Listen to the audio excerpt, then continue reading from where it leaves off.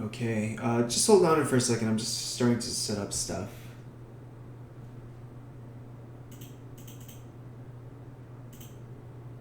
Let me see.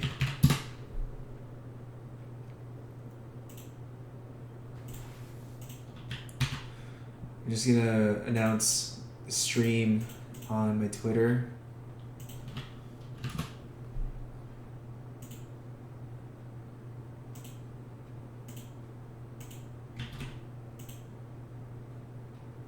Let me see if this works.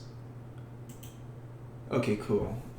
So I was supposed to stream with a friend, and right now she is just getting ready, but for now I'm just going to work on stuff and answer some questions.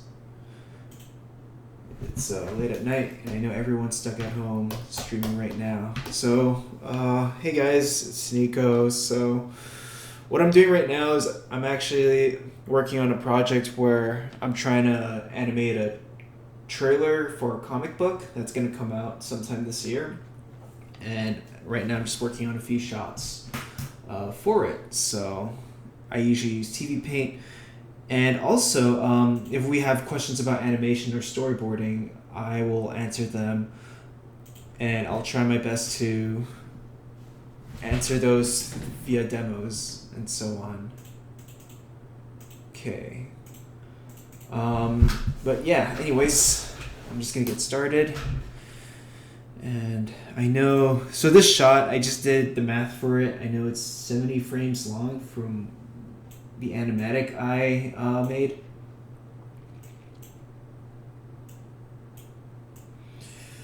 Okay.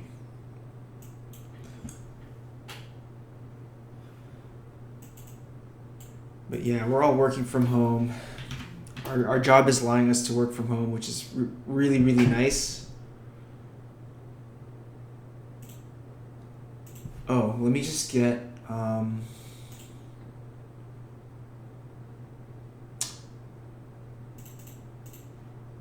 I know I just got sent the model sheets just recently too, so I'm just gonna get that quickly.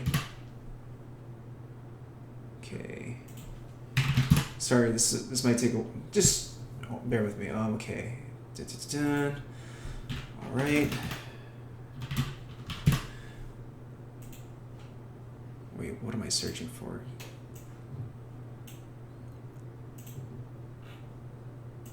I downloaded some some character designs.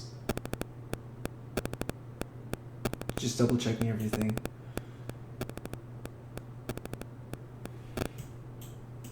Alright, so I'm just gonna answer a few questions right now while I'm loading up some files. Okay, so let me see. So I'm using TV Paint. So the software I'm using is TV Paint. And I was at CalArts for all of 4 years, and I really liked it. But at the same time, it was kind of boot campy to me because, I mean, I took all my years at school pretty hard, so I found it pretty challenging too.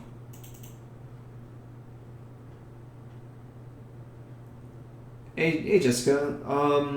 So the TV Paint I have right now is the one I've had since school, actually.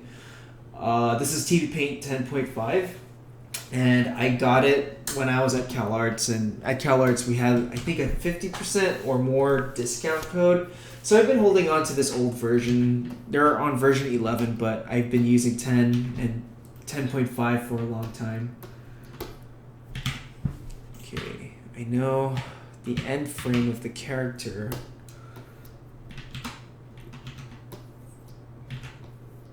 I'm not sure if I should show the comic book panel since it's not out yet. But I know the pose of the character is that she is just looking out like that on a hot air balloon. So I'll show you the previous scene that I animated for this, which is a character running up the stairs towards the hot air balloon, and it's all very rough. So I'm just going really rough right now so that I can just focus on just the acting and the timing of everything else. So we're just going to go really, really rough. And I'm just going to talk about my process and answer some questions if I can.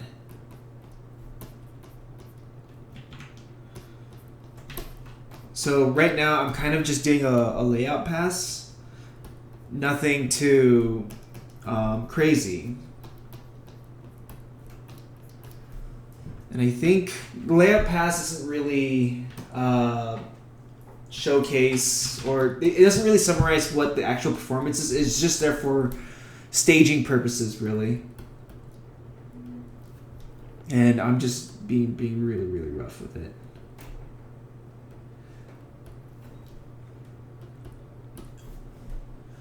Okay, so I'm going to answer some questions I got. So Diso asked, have I worked with Studio Look-Cachet before? I did for their League of Legends Worlds video for 2016. I animated a few shots for that.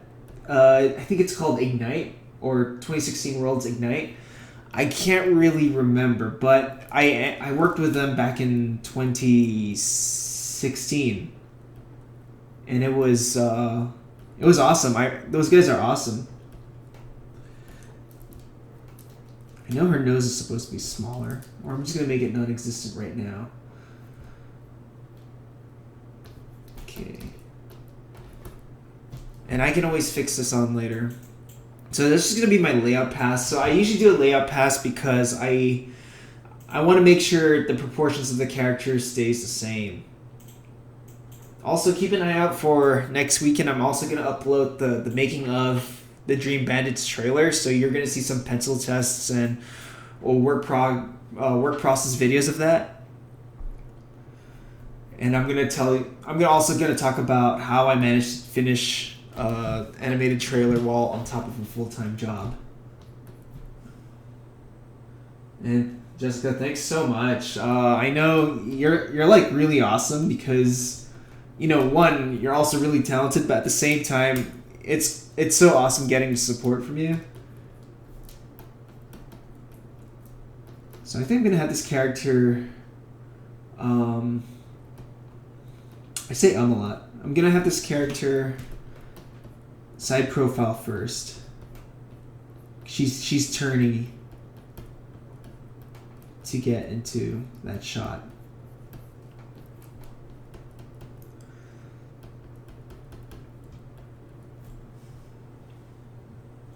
Right, just answering some questions. So yes, I am holed up in my apartment right now. We're in lockdown. We're kind of just all working from home. Actually, everyone has to work from home, which is pretty cool.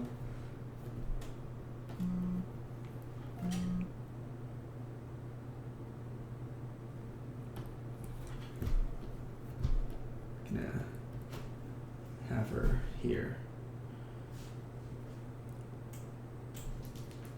Eyes closed. And then she's gonna... I'm gonna put the end pose, but I think I'm gonna have her tilt her head a bit. Maybe. So that it just feels a little more dynamic. So that there's a bit more asymmetry, rather than in my layout, it was just straightforward.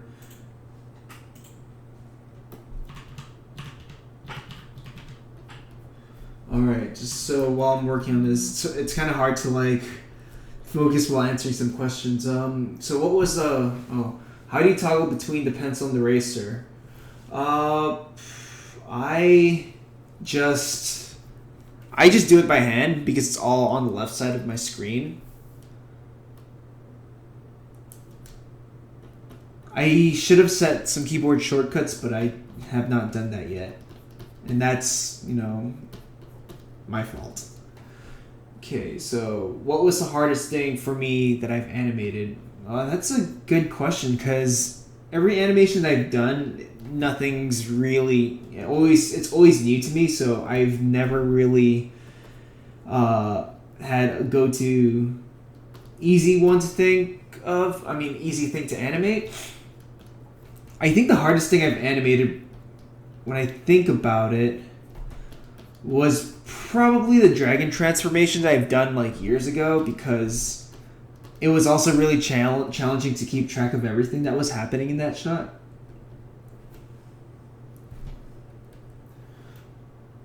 Okay, so what's the difference between a key and extreme? That's a good question. And honestly, even if I asked the professional animators this, they say that it's a hard one to answer. But the way I would answer it is they're more of the same. But an extreme, no, actually, when I think about it again, and thinking about what Richard Williams would say, a key is more like a storytelling drawing, whereas extreme is kind of like the most pushed version, the most pushed pose. So an example would be a squash pose or a stretch pose or an up and down or a significant pose that's pretty important. But usually the term really gets thrown out, thrown out all the time. So, you'll come up with three key drawings, and then when you're tying it down, you start making all the nice drawings. Some people like turn their drawings into keys, like their breakdowns into like newer keys. So it's a hard one to question, but the way I would say is, yeah, when you think about the key, think about the storytelling drawing, and when it's extreme, think about like the accents, just the pushed poses of the ups and downs, the squash and stretches.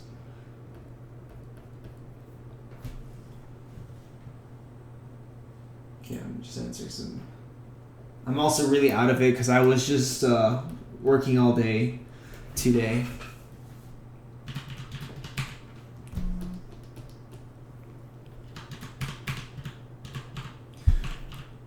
Okay, I'm just flipping it to see how I can make it move. So here, I'll do an example actually. So these two are my keys, this and this. So I'll put a star. So those two are my keys. But the extremes for me would be the drawings I'm going to put down here where she's pushing it all. Oh, hold on for a second. It's just my friend that's supposed to stream with me. She's calling me right now.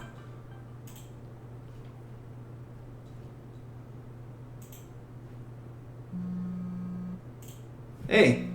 Hey, what's up? I'm good. I'm just streaming right now, and... Oh, hello. Yeah. Give me your link so that I can put it on mine. Oh, yeah, for sure. To my 3 watchers. For sure. So, everyone, my friend Sam Wu is going to stream with me. Let me just get give her my link, because... Okay. Does that work? I think so. Okay, cool. I'm gonna figure out. Awesome. All right. Okay, let me see if I can set it up. Figure out how to do this.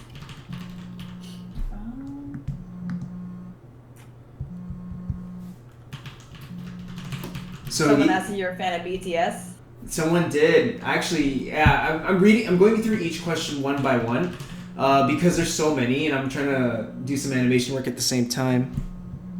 Yeah, you got a lot of questions. I just have like 3 watchers right now who just I have one who just is a viewer but / someone who just helps me, goes like, you're doing this wrong. I'm like, please help me.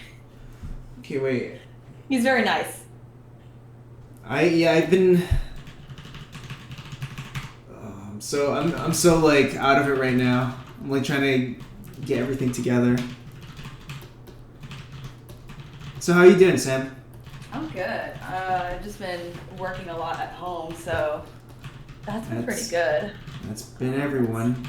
Once you get started, I'll share my screen, my streaming screen, so yours is on there too. Yeah, I'm trying to think how to. Oh, wait. I wonder if I can media share.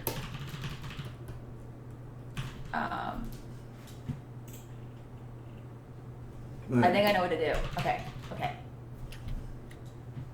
Let me see if I can do this.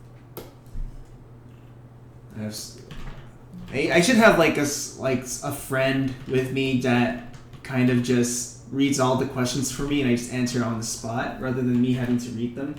All right, so someone asked, and you can fill in this one too. Does it matter where we go to college that we major?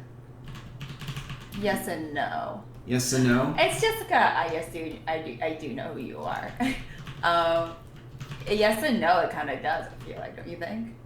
Yeah, I mean, it helps a lot, especially if the school is well connected. And there are times where you'll find a graduate that comes from that school. There's a term that we have at CalArts called the CalArts Mafia. CalArts Mafia? That's what it's called? Because there's so many CalArts graduates in the industry, and people would sometimes vouch for each other, but it hasn't really been the case.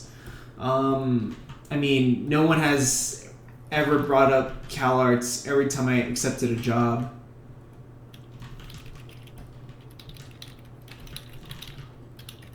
No one's ever... I have heard people on your end, like if you go to CalArts, people will start getting job offers, right? Sometimes, I mean, honestly, like, all the people that you know from CalArts isn't everyone from animation. You know, some just, like, didn't really put in the work. Like, they're still around, but they're not really in the industry. No, because I had a lot, like, when I started my first job at DreamWorks, my entire crew were all from San Jose State. Yeah, San Jose State is also pretty popular in terms of the students. I got pretty mad when I found out I could have saved so much money going to San Jose State. Like, I think some people sometimes are wondering what if you do need to go to school to work in animation, and honestly, I mean, for me, I would say no. Yeah, but you don't. It depends on the person. It depends on your portfolio, and there are other schools that are just workshop courses that can get you up to speed faster than a full degree course. Yeah, if you are international and you need a degree, then that it comes to play. Yeah, actually, I can answer for that because as an international, if you want to qualify for the H-1B, which is the standard work visa, you have to have a degree. So it doesn't you don't have to graduate from the United States per se, but you do have to have a degree. But if you go for the O-1 visa, that's a totally different story. What are you gonna work on today, Samantha? I have no idea. I've been kind of working on a whim, personal stuff. Oh, yeah? Everything. At the moment, I am working on trying to get your stream to show up on my stream. Yeah, wait, did he give you the link for yours? No. I did not. Hold on. I'm very bad at this. All of this. I mainly just stream just to help myself focus. So... Yeah, no, it definitely helps. But at the same time, like, I get lost in answering more questions than I... You have a lot more followers. I have a good solid 3 to 4 people that we just chat. So it's a lot easier for me to maintain a focus. Maybe I need something just like that. I guess for me, I always get... Honestly, after a stream, I always get sore throat because I'm answering a lot of questions and I'm doing a lot of talking. Yeah. So the scene I'm animating right now is a girl looking out. She's in a hot air balloon and she's just looking out into the distance. So I'm just having her turn, just feeling out the movement. It's a very simple animation. Okay, so so someone asked, Rachel Kavanagh asked, for animation, what are some tips for setting up a shot or a scene? I would say have a layout of your characters and your background. So before I even start animating, I would draw my character in several different poses or positions in the scene so that I can... It's kind of like a placeholder for when you want to keep track of the proportions or the size of the character depending on where that character is standing or where that character is in that scene or staging. And then I would make keys according to using that layout as a guide. It's kind of like when animation teachers introduce the bouncing ball, they make their students draw out the whole motion in one drawing rather than do the animation immediately. This is so that you can get the arcs, the positions, and all that information down as a guide. But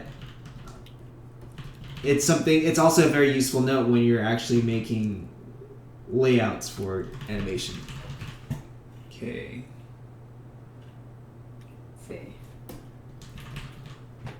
Let's see. Chicken Boneless asks, any tips for people who want to start an art career? I have a degree in STEM, but that's not my passions anywhere. I guess it sounds like they're like more stressed about. I'm gonna assume it's when there's someone who's like deep into a career or someone or deep into a career or like wanted to switch. You know? Oh yeah, you've switched careers or interests, right? Oh yeah, I switched like 3 times. That's right. I forgot. That's me. I'm Boo Boo the Fool. So maybe you can like talk about that because I've never had to experience something like that. Yeah, I guess so. So basically, yeah, I was also like a STEM. I didn't really go full onto a degree just because I knew I was not capable of going all the way up to like medicine. But I kind of went from like I want to do medicine and lab work to I want to do fashion design to I want to do video games to I guess animation, and now I'm still kind of switching. And it is kind of scary to want to kind of go back and forth with everything. But what do you think of switching to? I don't know. That part is still up in the air at the moment. But it's definitely. Are you thinking of like going away from animation? A little bit, yeah.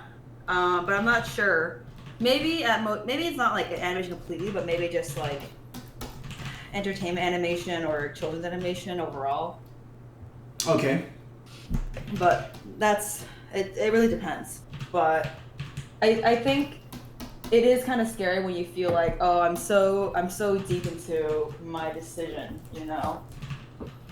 But definitely, I definitely didn't kind of do it without planning ahead or really making a lot of like.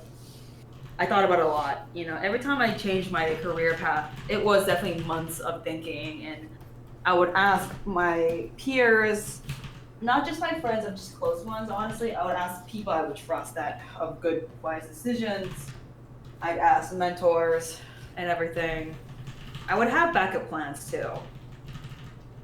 I think that's the biggest thing is that you probably need to have backup plans of your original career path that you know you can fall back on, and even if you know you might not fully enjoy it, and that's not the best thing to hear. But it's you being realistic. Yeah, because we don't have the luxury to always kind of do what we want. Like some people might have all the money and the time in the world to kind of do that, but in reality, I think that's what prevents people to really pursue what they want is knowing that if you do like either fail or find out, I think some of the fears, like for me, is you go and find out, oh, I hate this too. Like how I did with my first choice. Right. And now I just invested this again. I think it's best to have a safety net of your previous skills that you know you're already professional in to kind of to be able to jump back into without any consequences. Okay. So just knowing it's something like being able to, I don't think comfortable is the right word, but it feels like something that feels more approachable. Yeah. What you want to know if what? Oh, I mean, I was saying that like your idea on the fallback plan. Mhm. It's more about for you. It's knowing that your fallback plan would be something that you'd be okay going back into. Yeah, something or like bearable yet realistic. Yeah, like that's why I'm avoiding the word comfortable because I'm not really sure if that's the right word for that. Yeah, because I know that a lot of the issue is that it's something that I don't like doing this. It's something I don't want to do. But in reality, there comes a time and place where money or finances are gonna have come and play. A lot of Totally. times, our own emotions and desires are gonna have to take a backseat, which sucks, you know. Yeah. So it's best to kind of analyze all that. Like obviously, maybe work, try to bite the bullet, save up some money as well, but have some kind of safety net to make sure there's some kind of career or job that you know it's like I'm really good at this, and in my career that I can always come back to that if things get hard or rough, you know. Okay. Because that was kind of my direction that when I was switching around, that made me feel a bit better about just jumping taking risks. Like because sometimes at the same time you wouldn't really know. Yeah, That's I was really right. scared. Yeah, I was always. I think the biggest fear wasn't just failing, really, because for me, I wasn't always scared of failing because I had this kind of attitude of if I work really hard, I'm gonna find a way. You know, Yeah. I was the type who works. I would work. It's terrible, but I'm the type that would work really hard until the point my body would throw up, kind of thing. So that was not really my concern. But my more fear was my own personal issue of I might fucking hate this in the end, and I can't control that. Yeah. It's one of those things you have to like try out for a while to really figure out if this is something that you can see yourself doing for a long time. And yeah, you're right. It's not really about the fear of failing. It's more like the fear of knowing if you're not gonna like it or because I mean for me I always expect there's gonna be hiccups in the process of things. Yeah, I think trusting yourself is always the hardest part, at least for me. That I mean, especially if you go through so many hiccups, it gets harder. Yeah, which is normal. You know, not everyone has a luxury to know exactly what they want, and or have the world kind of follow against your own desires. So and it gets really discouraging when it doesn't go your way. So you start to, and I understand that you start doubting yourself more and more. So it gets really hard. So I feel like for me, I'm the type with I have a lot of anxiety and everything. I have to start putting safety nets to really remove that because I'm the type to overthink and really just freeze. I am like that, especially when it comes to for me, like job wise, I can do the work, but when it comes to personal projects, I always freeze up because I sometimes I don't even know what I'm doing is the right thing for me. Like I'll be like, is this a waste of time? Because Yeah. I've done it. So I've done personal projects so many times that I know the process. I know the process. I know how draining it is, and then knowing that, and then knowing about the hiccups, it's like I don't even know if I want to do this anymore, and it happens all the time.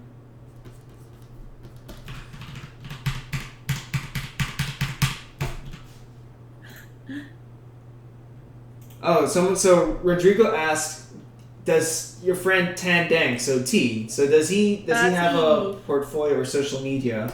He has an Instagram, but he doesn't Barely have uploads, though. yeah, he's a His portfolio is his personality. Yeah. Which is honestly, I think, is enough to get him a job. He's the type of guy who will force you to make him say a pun.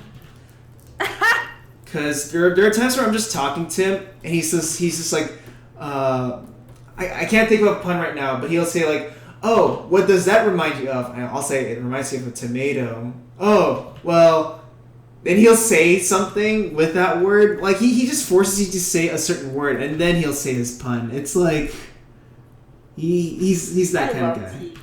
He's the kind of guy where you would think he's the type who will get arrested, but somehow when he does it, you just go, aw. Oh, I get nervous sometimes. You do? Well, back in school, and when I was still like new to T, I can see that. but he's a cool guy. He helped me out a lot. Yeah, he's a great guy. But he's definitely he's mastered the art of charisma. I want to say. Yeah, very charming guy. Yeah, I have a friend like that. I have a friend named Hakab. He's very similar to him. Where the shit he does, it's like, I don't know why, but if someone else did that, I would want to slap me in the face. Right. But when you do it, I think because he has that personality, he's genuinely not trying to make you like, he has no intention of, he has no ulterior motive besides, I'm just trying to have a good time. Right, yeah. So it's kind of like, that's fine when you do it.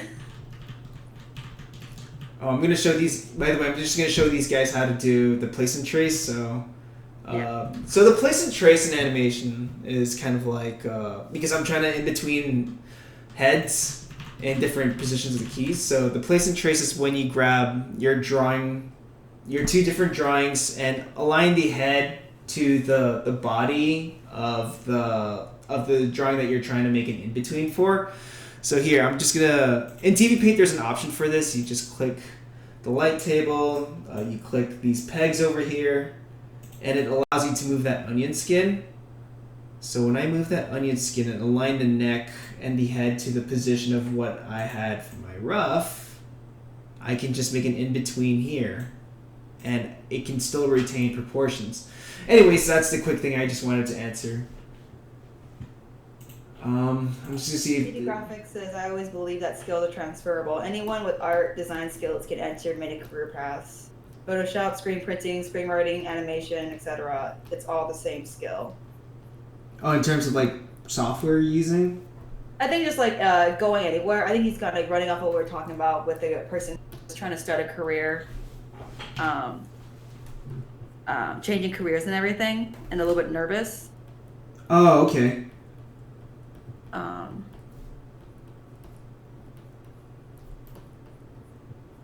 I don't really have any big thoughts for that one. I think I agree. Like, because I think a lot of people like. I think a lot of people know like the easy sense of like, oh, when you work in comics, they go to storyboarding, or if you're like your character, you get into animation. But a lot of the really, really talented, a lot of really unique designers, they tend to come from very interesting backgrounds, I feel like. Oh, okay. There's so many really amazing, like I think a lot of my favorite, like say visual development artists are actually New York Times illustrators.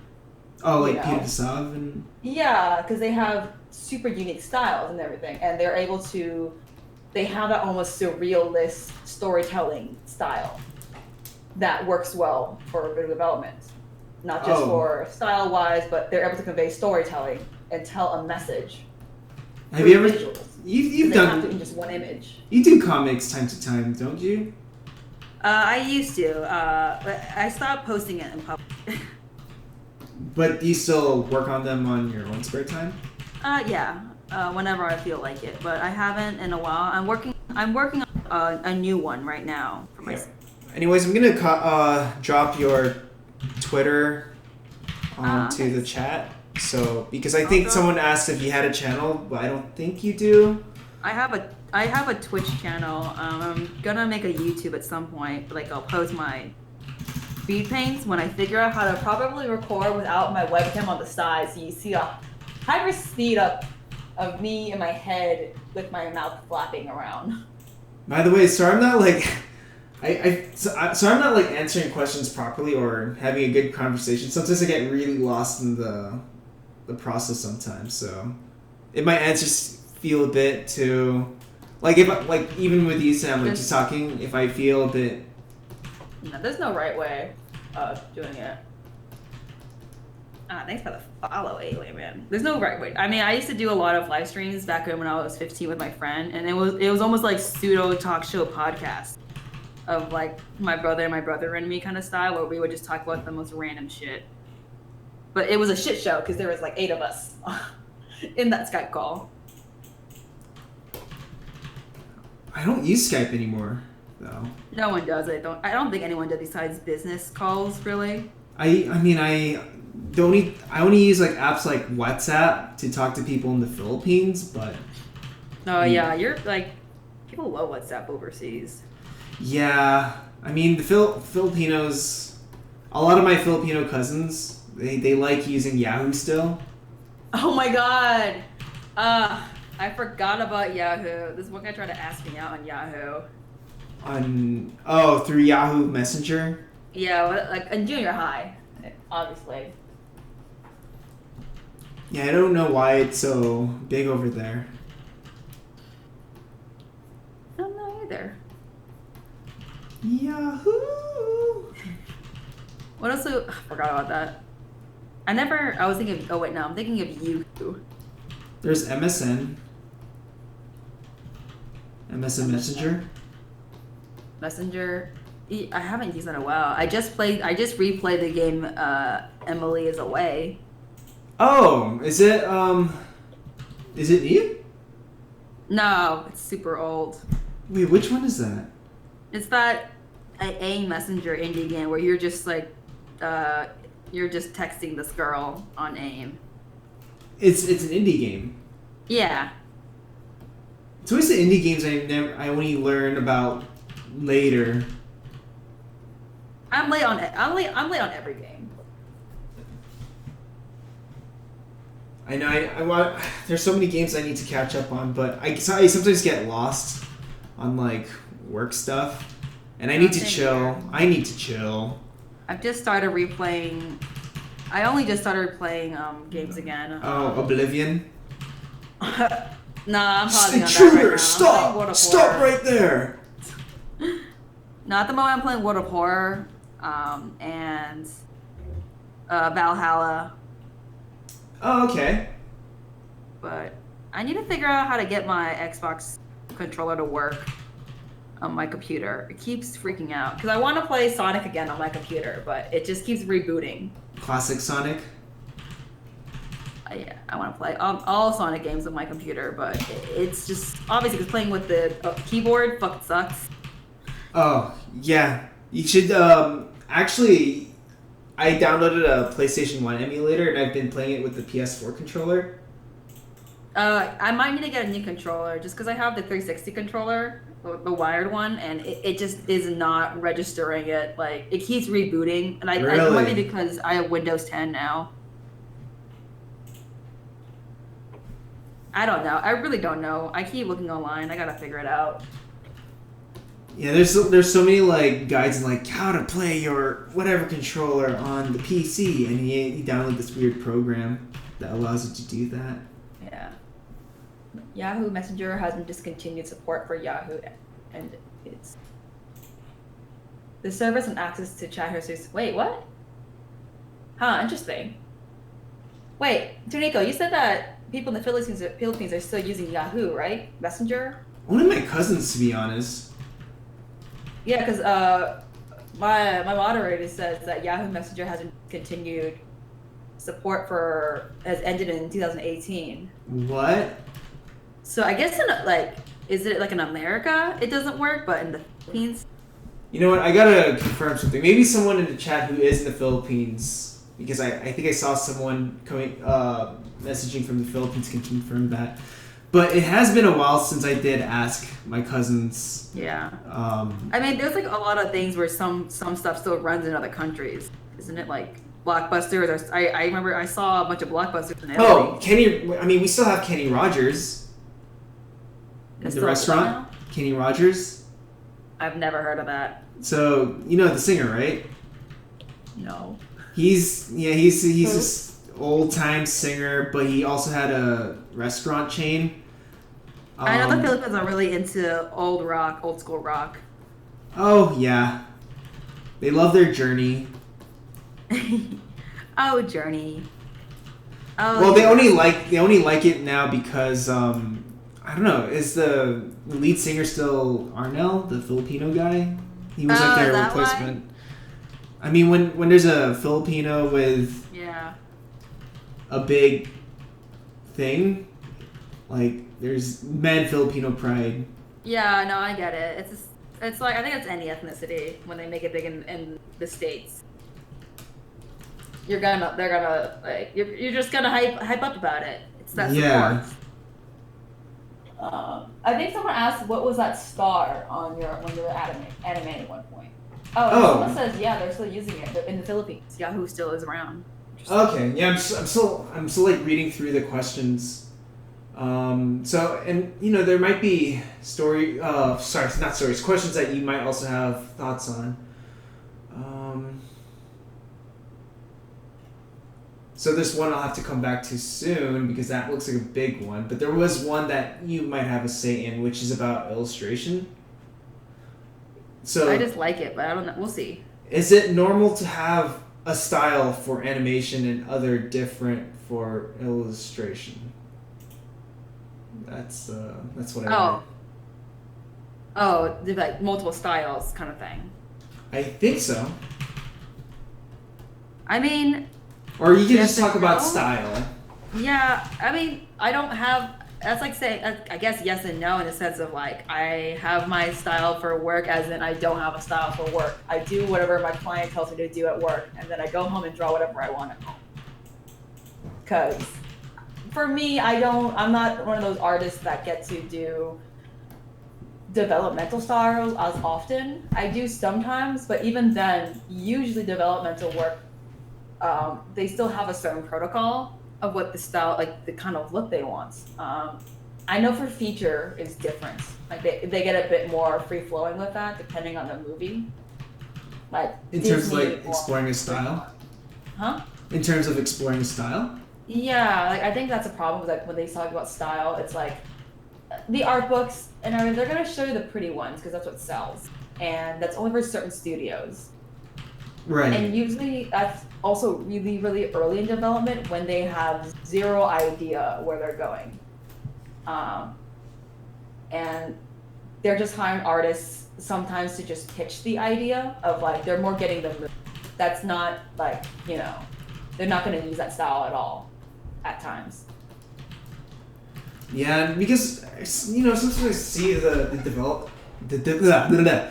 development art or the art of books from Disney and DreamWorks, and it's like, oh my god, why didn't they go this route? This would have been interesting. People always say that, yeah, and it kind of like it's stressful because like that's not how it works. Yeah.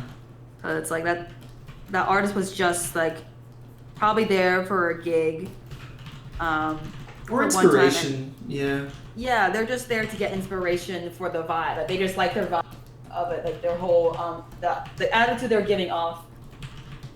It's kind of like as if they were alive, it's like, oh, I would hire Salvador Dali for a movie if I'm doing a very horror-ass movie, but I would fucking never hire him to do any production work. I remember when I got lunch one time with who did I get lunch with? Oh, Manu. And he was even saying that his position is very unusual and weird because he was basically saying like he wouldn't even consider himself like a really technically a visual development artist. He was even saying like I'm technically more like a fine artist that is hired full time here. And just so you be more experimental. He gets hired, huh? To be more experimental. Yeah, to be like, oh, they want me to hire. They just want to see me do what I do, with the prompt of a Disney movie. I see. But then even when I asked him, he's like, don't try to like push for my position. It's super weird. It's not like really common. It's very rare, and they usually only do that like not, it's like once in a blue moon kind of thing. And if they really have a couple artists that they like, they're not really gonna look out for any more unless someone like him quits.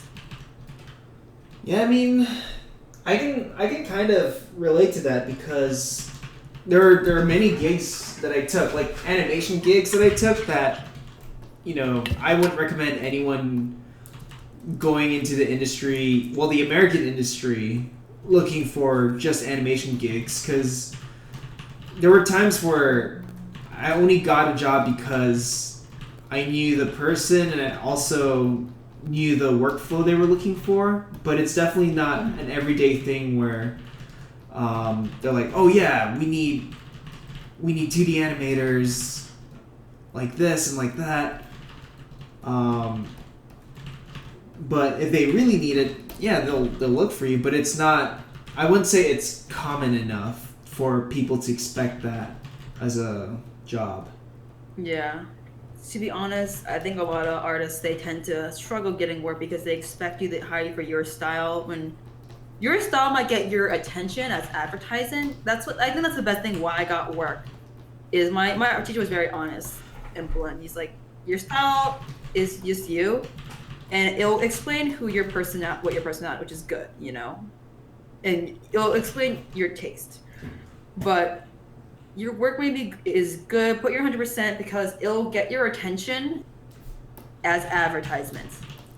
But what they care about when it comes to, and again, your personal work is more like yourself. Yeah. You know, keep that to yourself, really.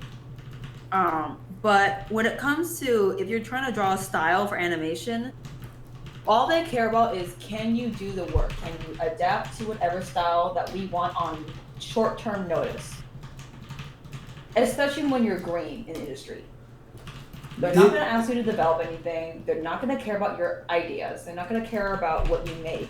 Have you ever encountered people like that in this industry so far? Because I hear stories of it, but I've never had that encounter personally. What do you mean? Of like people coming into the industry saying, "Oh, they don't want to work with my style." Oh, fuck. Like that. I've had comments. I've had comments, or like when I was in school, you know, you get, and then just like the perception, we think that, and I again, I'm not saying like it's a cocky thing. It's more like I blame, like, not blame. I put that on like art books and everything giving misinformation and expectations. Of like what that job sense. could be. Yeah, and it makes sense because art books, they're not there to inform students. They're there to sell a product. You know, and it's more pretty to show the fun blue sky development of these individual artists who have a voice rather than a bunch of artists who draw the exact same thing. Right. And showing all these notes of red lines being like, tweak the nose, tweak the line, adjust the shoulder 2 centimeters up. You know, it's not as really fun to show in the art book, even though the rest of us is like, I need to see this.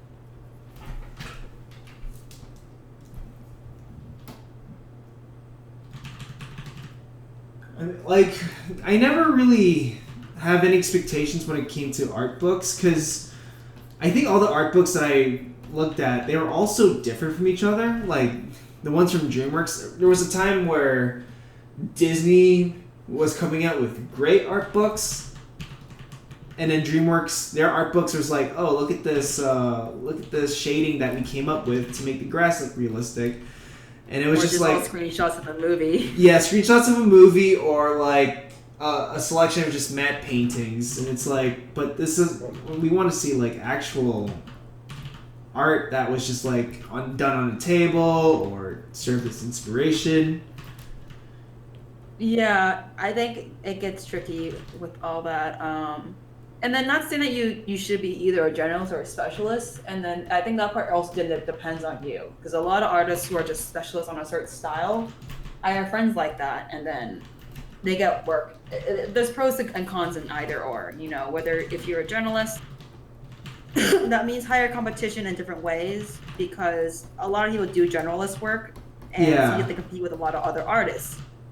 And then also there was that luck of the draw of they tend to not tell you exactly what they're looking for, and you're just kind of guessing because you could only learn so many styles. Yeah, it's I think because like so many people apply for certain positions, right? So they When they are want to generalists, see. they tend to jump around.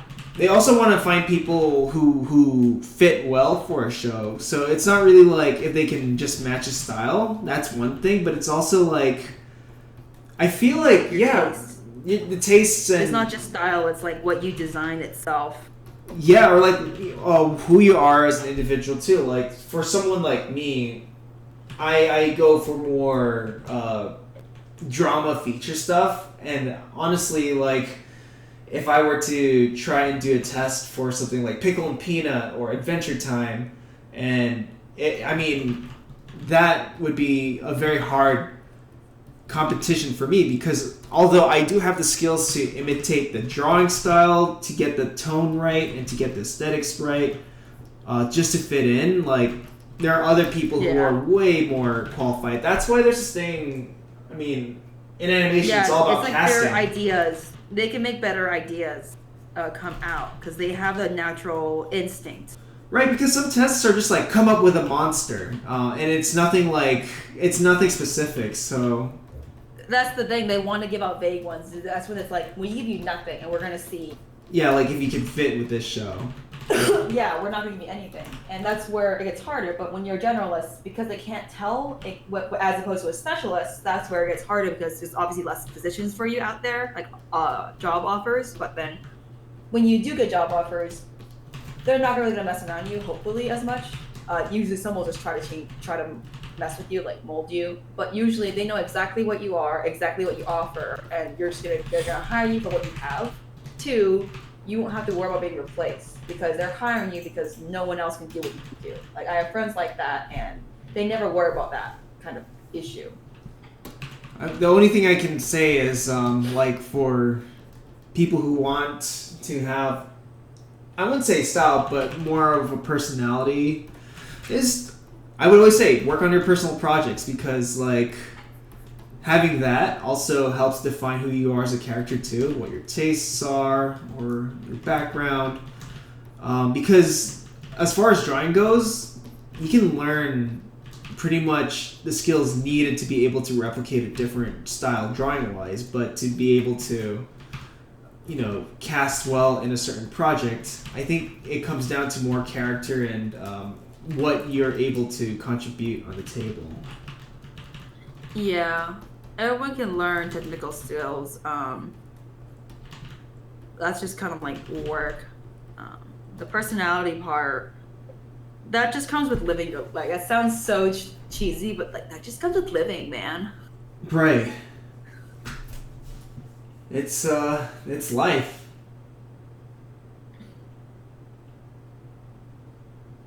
Just trying to look if there's more questions. So people are asking me about the TV paint I'm using. Again, I got it from CalArts during my time at CalArts. For real? Yeah, they actually gave discount codes for programs. You got the perk? But I had the old TV paint, so it's still the one from like 4 or 5 years ago. That's still nice. I want to try out, and I want to learn. Did you just cut off? I know. Did I cut off? Oh, I didn't share your link. Well, your Twitch link yet, because I need to actually share my screen. I didn't share your. Oh shit! Yeah, hold on. Twitch. I need to mute. I can post it on here. Yeah, I found it. So I'm just gonna see what I can do here. Yeah, I'm streaming yours on mine right now. I'm just trying to see what magic I can do here. FHD Graphics is the cold hard facts. The only person interested in your art style is you. He's getting all deep in here.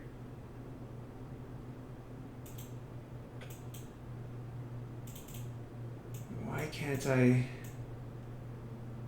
Yeah, I like how other Twitch streamers do this.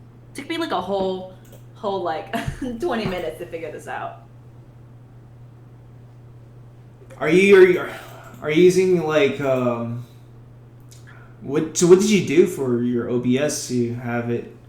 Oh, I'm on Streamlabs and I just did browser. I typed in I just put in your URL thing for it and then I just cropped it. I'm doing okay. the most roundabout way. You know what? Let me try that. Yeah. Yeah. Okay. Hopefully everyone can see that. I just downloaded the free because I know Harmony, like Toon Boom, is giving out free free licensing for 3 days for Harmony. Uh-oh.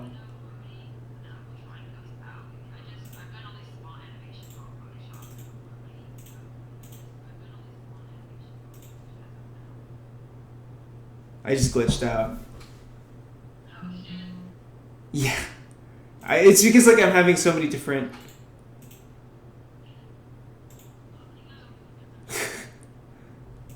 Hold on for a second, guys.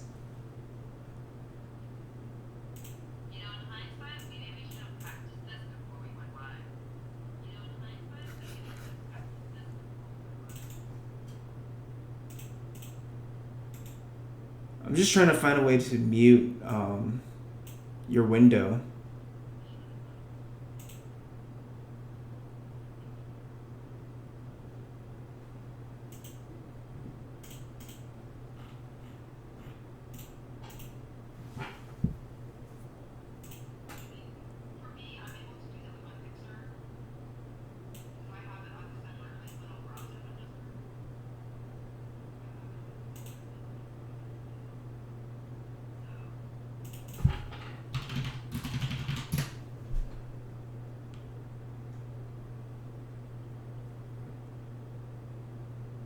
I'm just staying quiet right now.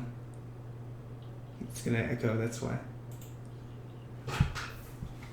If I turn on the sound for you, it's gonna echo like crazy, that's why.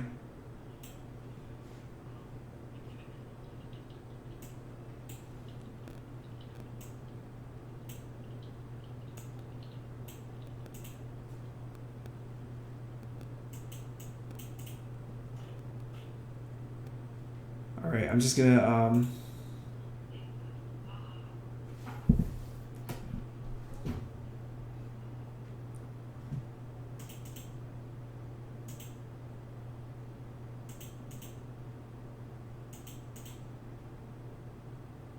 testing, okay.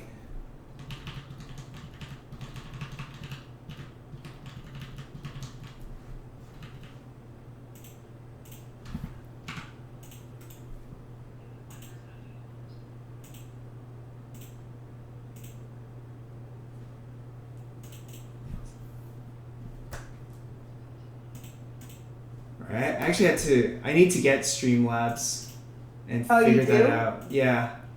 No worries. I have yours on mine, so I just I want feel everyone like- to see what you were doing too from my side. yeah. No worries. I feel like everyone's there to watch yours anyway. No, I'm sure. Besides, I I'm think sure they would be everyone is interested. able to just like open 2 windows. To be honest. They could, yeah. And they could still see the full res versions of each of our screens. Yeah. Maybe like here, I'll probably I'll put your URL on my like title or something of my stream. Maybe you could do the same. How's that? I know I put your URL in the chat, in my chat. So I'll just Okay, do it yeah. again. Yeah, I'm putting yours as like my title screen. Okay, I think I missed out on a bunch of questions. Bro, we've been struggling. We've It's been all trying to good. figure this shit out. Oh, so this is so someone asked, how long did CalArts give you to make our shorts? Basically the whole school year for every short that we've done. Usually I do all the storyboarding stuff and try and have it done by January. So let's say the school year starts in September. I try and have all the boards locked down for January. and then I'll just animate all the way till then until, let's say, March, April would be like compositing stage, so we do backgrounds, we combine our animation with the backgrounds and render it. So it would take me 4 months to do all the animation for the short films that I've done so far. But some people work differently. That's pretty insane. Yo, bro, I still remember when I first discovered you from the mouse one. Oh God. That's always their response. You know It's what's... like, I this old one, they're always like, "Oh fuck me." You know that what's one. weird? If you said if you actually said you saw me from my first year film, I'd be like, yeah, I had so much fun with that, because I would be more proud of that one, because when it was my first year film, I didn't really have too much expectations for it, and I knew it was a film that I just wanted to be fun. It's definitely not a strong film, but it's definitely my favorite one. But when someone brings up, let's say the mouse one, I'm like, I tried so hard to be something. Oh come on, you're a first year. Everyone tries so hard to be something. I try to be fucking Bungie material. Bungie as a concept artist? No, it's actual Bungie material. Yes, the concept artist. Oh. Yeah, I really thought I was like, I'm gonna work for Halo, and I'm gonna work on Destiny. And boy, did that not happen. Would you still want to go for Bungie? Fuck no. Because I keep hearing more Kidding me? crazy news. I've never even played any of their games. Why did I think I would want to work for them? Honestly, so when I was in third year at school, I actually got a job offer with Blizzard as a story artist. Oh shit. And I've never These stories. Yeah, I've never really played any Blizzard game. I played StarCraft once when my friends were trying to get me into it, but then they kept destroying my base and were like, "Oh, you suck at Warcraft. You're terrible." I'm like, "Okay, I'm not playing this game anymore." Then it's like they try and get me into a game and then they troll me on it and they tell me how bad I am. I'm like, "Okay, that's a great way to introduce someone." The whole community of it can get a little yeesh about it. I'm just testing So the it's not animation. always, huh? I'm just testing the animation I just did for just see how it feels. I really don't get the logic of Procreate. I've had some files say it's too big to open, and then others that I think are too big just open fine on Procreate. Are you on a Mac? No, I'm on my I have a PC, but I'm trying to bring some of my paintings on my computer over to my Procreate. Oh, I keep mistaking Procreate with Pro Tools. Never mind. What's Pro Tools? It's I think it's a sound editor for Apple. Oh, okay. Ow! I can't remember, but every time I hear the word Pro something, it's always like, okay, it's an Yeah. Apple thing. It took me a while to get into Procreate, but I'm starting to like it. I like it. There are programs where I'm like, okay, this actually works for me because it's made for the tablet, so it's doing things that are tablet friendly. Yeah. So let's say, if someone was trying to port, TV Paint into Apple, not Apple, iPad, and then they get basically the computer version of TV Paint on there somehow. I personally would not use it because, I feel like programs made on an iPad or a tablet, it should be made with that format in mind. So, for Procreate, the finger gestures are really, it makes me super productive. Yeah. It is pretty nice. I can't complain on that. I get a little weird about how the brush lay down on the program, if that makes any sense. Sometimes it feels weird. The which pen? Wait, say that again, sorry? How the brushes lay down. It almost feels like they're trying to make it it pours out of the pen sometimes. Oh, yeah, I mean, I think it's a settings thing that you can like play around with. I think I'm trying, and that's the part where I'm still trying to figure out. That I'm not too used to, because it doesn't feel like anything digital or traditional that I'm used to. Yeah, it's definitely. I mean, there are some things that I did have to like change my work style just to be able to use the Procreates.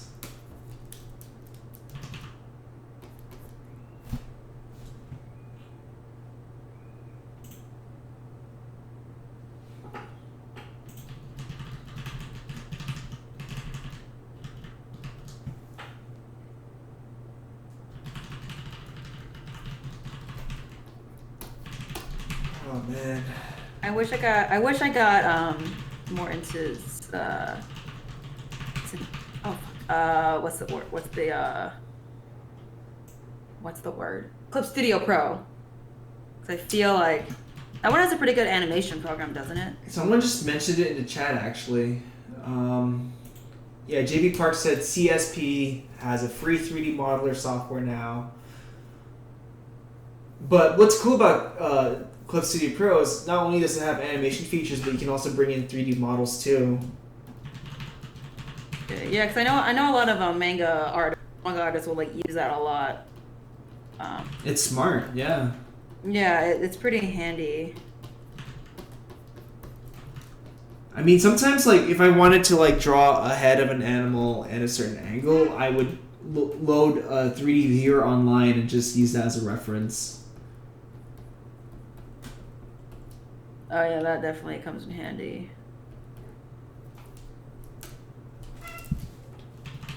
I need to try CSP more. I need to give it a chance.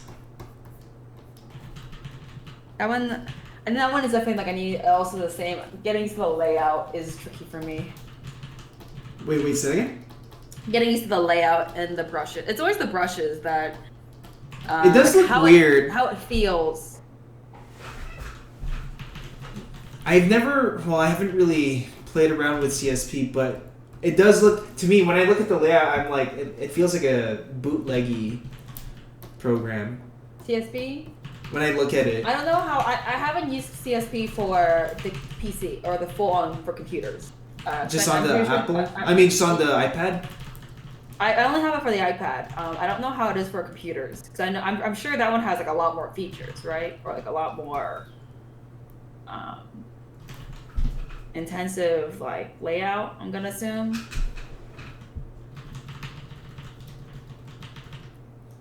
Jessica says CSP suffers from the same thing Procreate does, in her opinion, in that you have to like overdraw to get a good stroke. Overdraw, huh?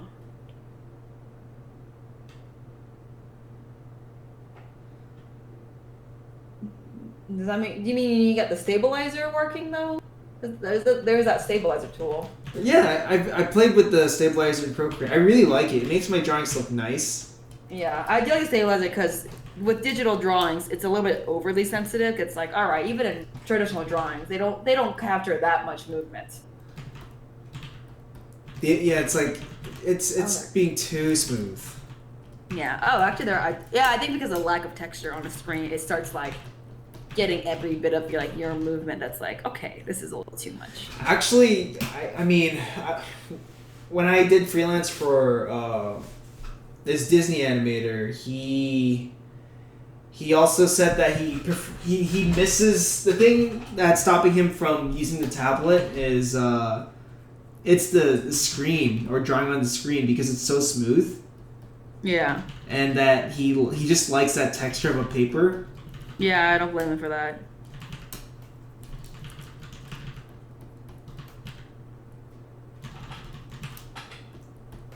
So what brush do you use? I really don't like the whole debate. People saying like brushes don't matter. It's like, I feel like fine artists never have that debate. They love talking about their brushes and the types of hairs they have, or the wood of the handle, or like the type of paints they're using and the paper, if it's cold or hot press, blah blah, all that shit, right? Right. But then oh god. digital get into like, I use hard brush only and nothing else, and I use my toes to hold my Cintiq pen, and it's like, why do you okay, good for you. You don't get on my ass for it. For me, I only use like the hard round one because I'm just too lazy to explore different brushes. Yeah, that's fine. It's like, if you do that, I'm talking about the people who like have whole like almost like these whole speeches about it, as if it's like they're better. To use a hard round brush? Yeah, like it's against other people who don't want to use the simple default Photoshop brushes, and for drawing. And I'm like, you do as the default brushes were meant for photo editing, right? Not for drawing. So, I mean, I still use the default one. Like, yeah, there's nothing wrong. There's nothing wrong with that. And if you do, like, that's great. But if people don't like it, it's like, then they don't like it because it doesn't feel right. It's the same as like someone who prefers pastel over watercolor, or someone who prefers a more like softer or like more fluid feeling paint over like, oh, I like this more harder kind of brush in real life. It's like they just like it. Or someone likes running with shoes that have more of like a cushion for someone who likes shoes that, you know, are a bit harder. So I'm guessing the software question doesn't bug you one bit, does it? Like when someone asks you, what software do you use? No, not at all. Because layouts is a big thing. Like, look at people who go on about like their home setup and like, I have my desk like this, I have my mouse on this side, I have my chair like this. But the moment they ask for the program, they go, program doesn't matter. And it's like, really? You seem to get mad when your chair is like 2 inches off the center. And all of a sudden your program doesn't matter? It's like, I'm pretty sure it does. You know, it just seems a little hypocritical to me. No, I get it. Like, for me, I mean, I like answering software questions, but at the same time I don't, because like I'll answer it, but then every time I do something, it's always the same questions over and over again. So that's the only thing. That's the only thing that's a different issue though. Yeah. And if that's the problem, then just say, I don't like repeating this question. Say, go to my fact. But when you try to code it as like, oh no, because it doesn't matter, I'm like, you're not saying it isn't that. You're just say because you're tired of answering the same questions, and that's totally fine. If you just don't want to answer, you don't have to. You can just say, oh, I'm sorry, can you ask someone else, or I have a fact for that, can you go check my facts, frequently asked questions, you know, like. Yeah. And that's completely fine. You are in the right for that, especially being someone like you who has a lot of followers. It's tiring, it's exhausting, it's draining, and being treated like some fucking like Google, like some like Alexa all the time is just annoying. I know. I do make facts pages. I made a YouTube video about like what programs and equipments I use. I should do an equipment video sometime, but no matter how many times I do write stuff about that, it's like, okay, I gotta answer it again. You can, yeah, and if anything, you can always just ignore it if you don't want to answer it, because if anything, you ignore it, you can trust them to have that logic to go, why aren't they answering? And they click on and go, oh, it's because they have it already online, you know? Right. And they'll probably just be like, oops. But it does also depend on what you're planning to do with the software too. Like if you're just trying to learn, let's say someone's trying to learn animation and they don't want to spend too much money, or they're very careful about spending money, my personal advice would use like a free software like Pencil 2D. It's super simple, it's free, and you can learn, not exactly do industry grade work, but just learn how to animate. You can do that. But if it's like for a job, so for me, I've never really boarded it in Storyboard Pro. I've always boarded it in Photoshop and Flash. Feature film, we've always... Storyboard. Yeah, in feature, like, my time at DreamWorks and some other studios like Strange Weather, especially at Netflix, like I'm boarding in Photoshop. And Are you for real? I'm not kidding. We use Photoshop to board, and it is a pain in the ass. But the reason why it works is because we have this thing called Flix, and Flix is kind of like Adobe Bridge, but server-based. So what's great about Flix is that you can work with sequences that are like 4 years old, and any story artist can jump into a sequence to make fixes before a screening happens. And it's very effective for that. But then boarding in Photoshop, when they're asking you to do camera moves, you have to like duplicate so many drawings again and again. And, you know, Photoshop doesn't really optimize your PSD files. Yeah. Yeah. Like, yeah, when I use Storyboarder, it's a hassle, but it's like a board and then put it into Storyboarder. We're more like, I don't know how to draw in Storyboarder. But, I like, was just, everyone has their method. Yeah. And there's free programs out there, and you just really need to use Photoshop for like designing, like really if you're like a painter and all that, for backgrounds and all that, I can see you needing that because they require brushes. That's different. But if you're just a designer, there's a lot of free programs out there. But then when it comes down to preferences, I can really see it because I used to use GIMP a lot, and I hated it. It felt weird. The layout would never work for me, and rendering, it just never looked right for me. I couldn't get it. For some reason for me, I couldn't figure it out. And I bought Painttool Sai, and I tried that out. I really used it. And I thought, I'll try out this one, I'll upgrade. And I also didn't really like it. It felt too soft for me. I wasn't a fan. Yeah, it's like, I know where you're coming from because I've started using Toon Boom Harmony, and it is, I guess I'm just too spoiled, or I like TV Paint too much, but so far, yeah, Harmony for me feels super counterintuitive for me. But I have to learn it because it is an industry standard when it comes to animation in America, especially. Not many productions use TV Paint. That's yeah. It's one of those things. So programs it's like it does matter in a professional sense, but for yourself, it does matter for how you feel and how the layout works, how some of the features work for you, because everything is like, some people are like, oh, I really like how this program does a feature, and for someone else it's like, oh, that does nothing for me, so it's a waste of space. Right Because I have friends who are like, they love Maya. I have other friends who hate Maya because it's like, it's got too many features, and then I just get overwhelmed. But I love Modo because it's so much simpler. But I have other friends who hate Modo because they're like, it's too simple, it doesn't have enough for me, you know. I still need to learn how to use Blender because, I mean, I don't want to pay $150 per month for fucking Maya. 48 seconds. Okay, so the next shot I'm working on is 48 seconds. Or 48 frames. Your image is looking really good right now. Thank you. I think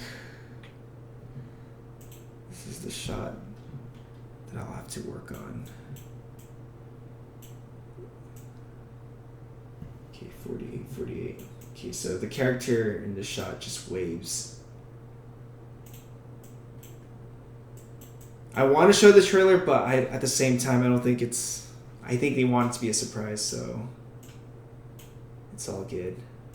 Let's see. I'm gonna make the layout. Let's draw some layouts for this character.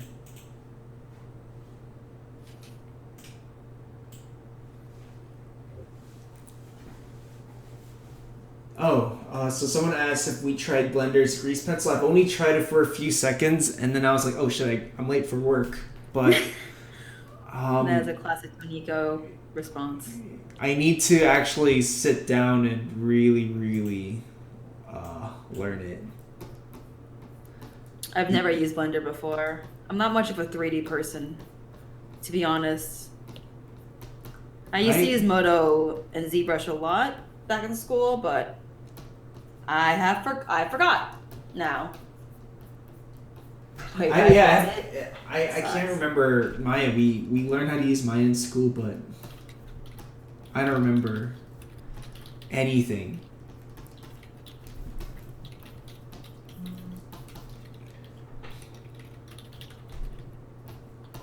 Yo, I didn't know you could. I didn't know pirating Psy was a thing.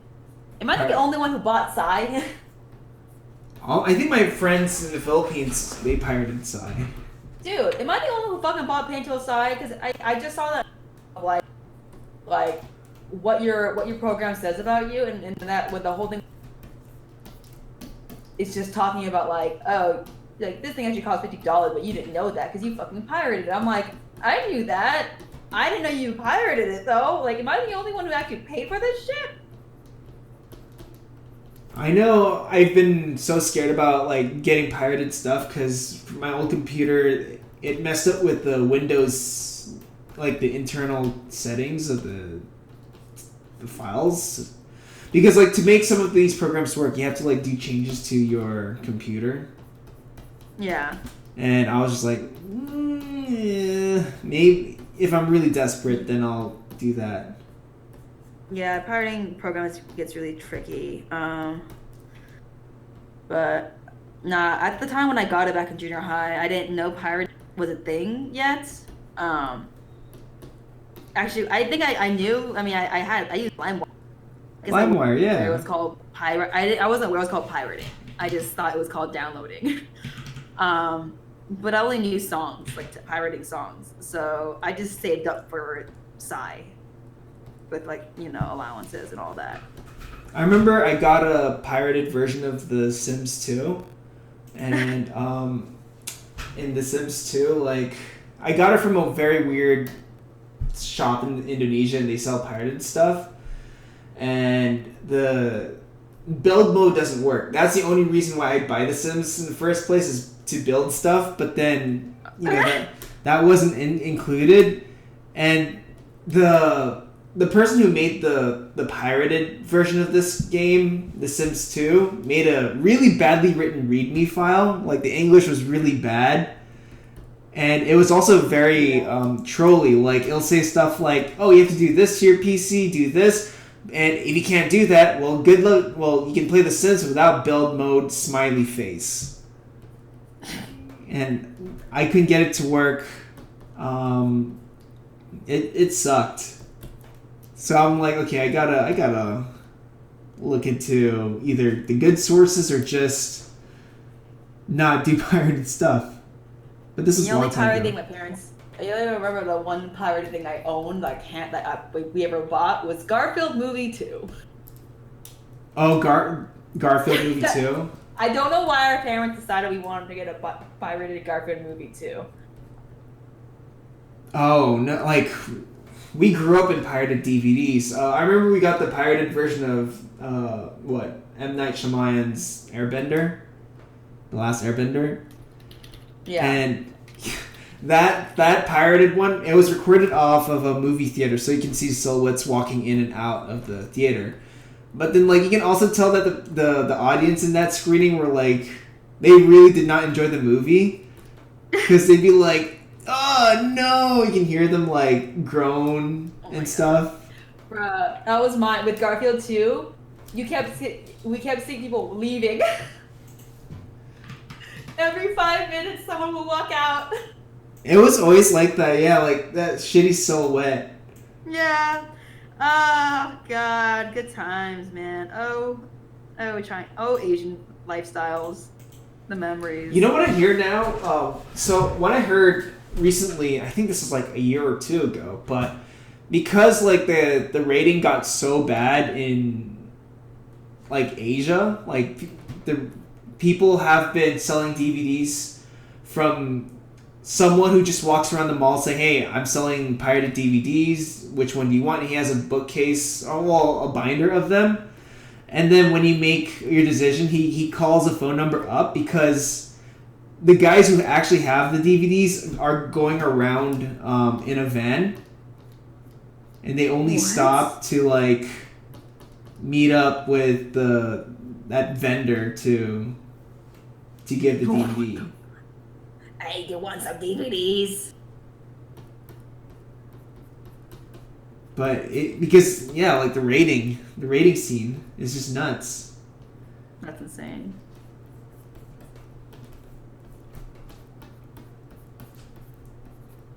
I would probably do this for a living, like just adapting comic books into animated trailers.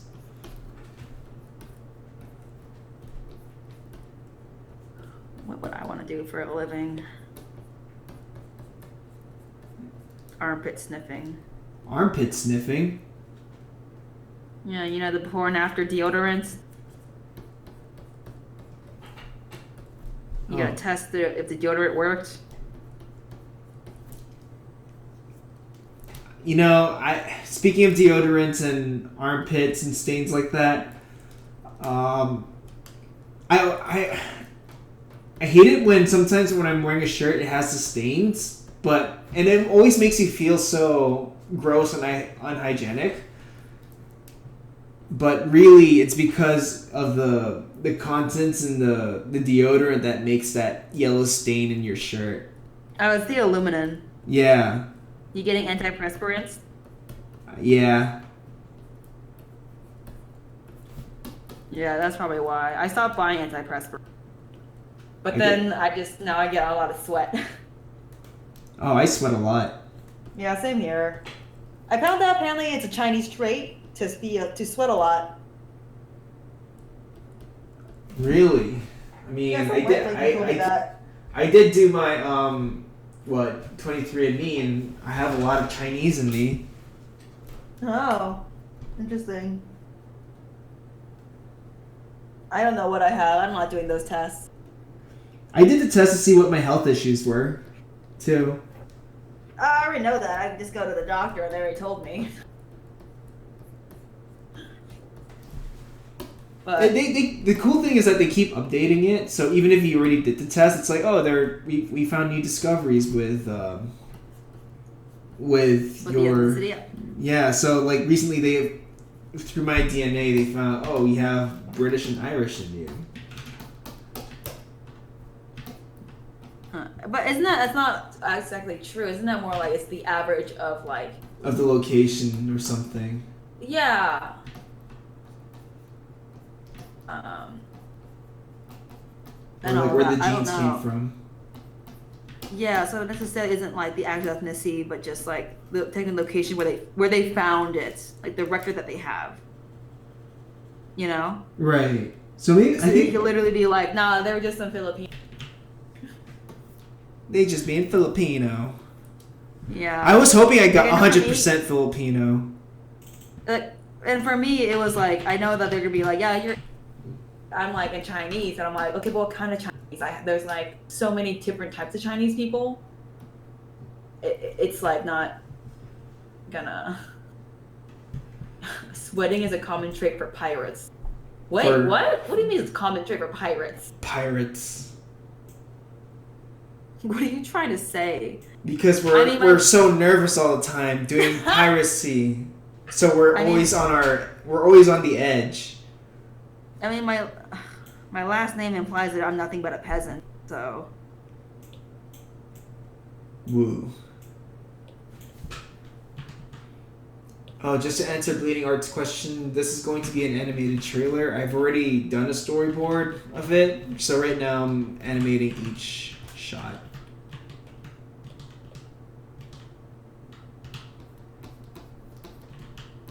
For that trailer.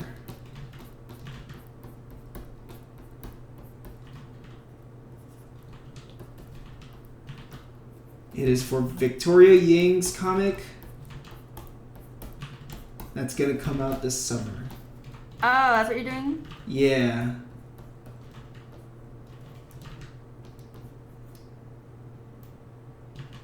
So someone is asking you, have we seen Onward? I have not seen Onward yet. Have you seen Onward? Honestly, I don't think I've seen any animated films in a while. I saw Frozen 2. Yeah, I haven't seen that one yet. I didn't like it. What's the last movie I saw that was animated? I saw the Sonic movie. We went during the time they I were wanted doing... to see the Sonic movie. I saw those actors there too because they were doing that surprise. Wait, when did you see it? I think that pre-open, like one of the opening nights. Because my friends Ian and all that were like, let's go watch it, and I was like, okay, sure.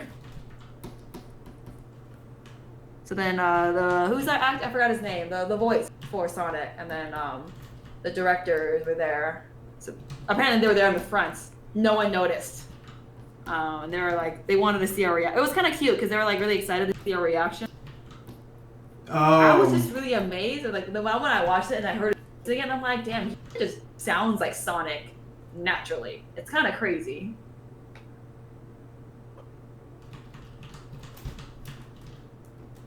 I wish I knew like all these screenings that were happening. It wasn't a screening. It was just like internal. Just the movie itself, and they just showed up. They just showed up. Yeah, they just showed up to see like how one of the first they were going out to like a bunch of like a couple of them to see, and they wanted to see initial reaction. I see. I thought it was like an event when I saw those Insta stories. Yeah, it was really cute to see like how happy they were. I was just like, oh, good for you guys. So someone is asking me, give us a reason why you're not animating straight from the storyboards. Oh, it's because the storyboards they don't really reflect the staging and the layout of what the animation will look like, so I have to actually build that from the ground up, so everything feels a bit more organized. Because it's like war changes. It changes all the time.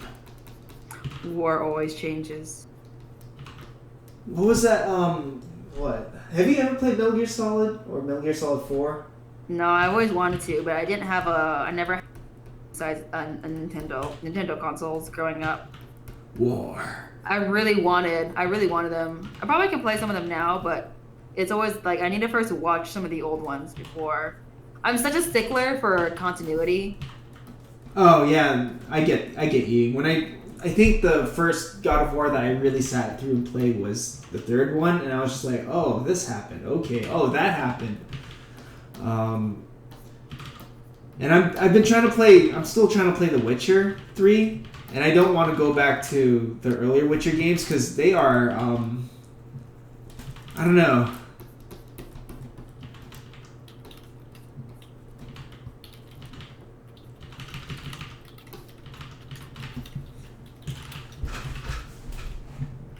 Oh.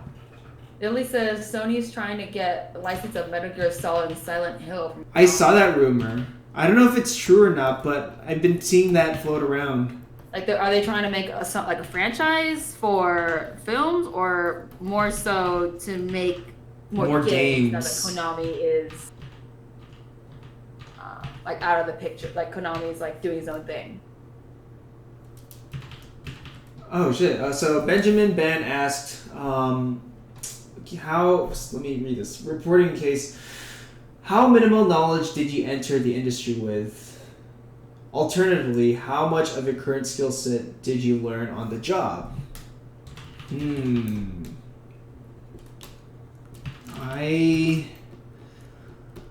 mean, the only thing I really learned was to really adapt to different styles and work in a team.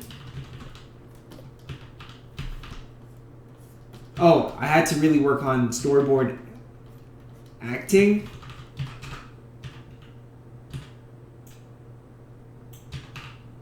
I think this girl's mouth has to be lower.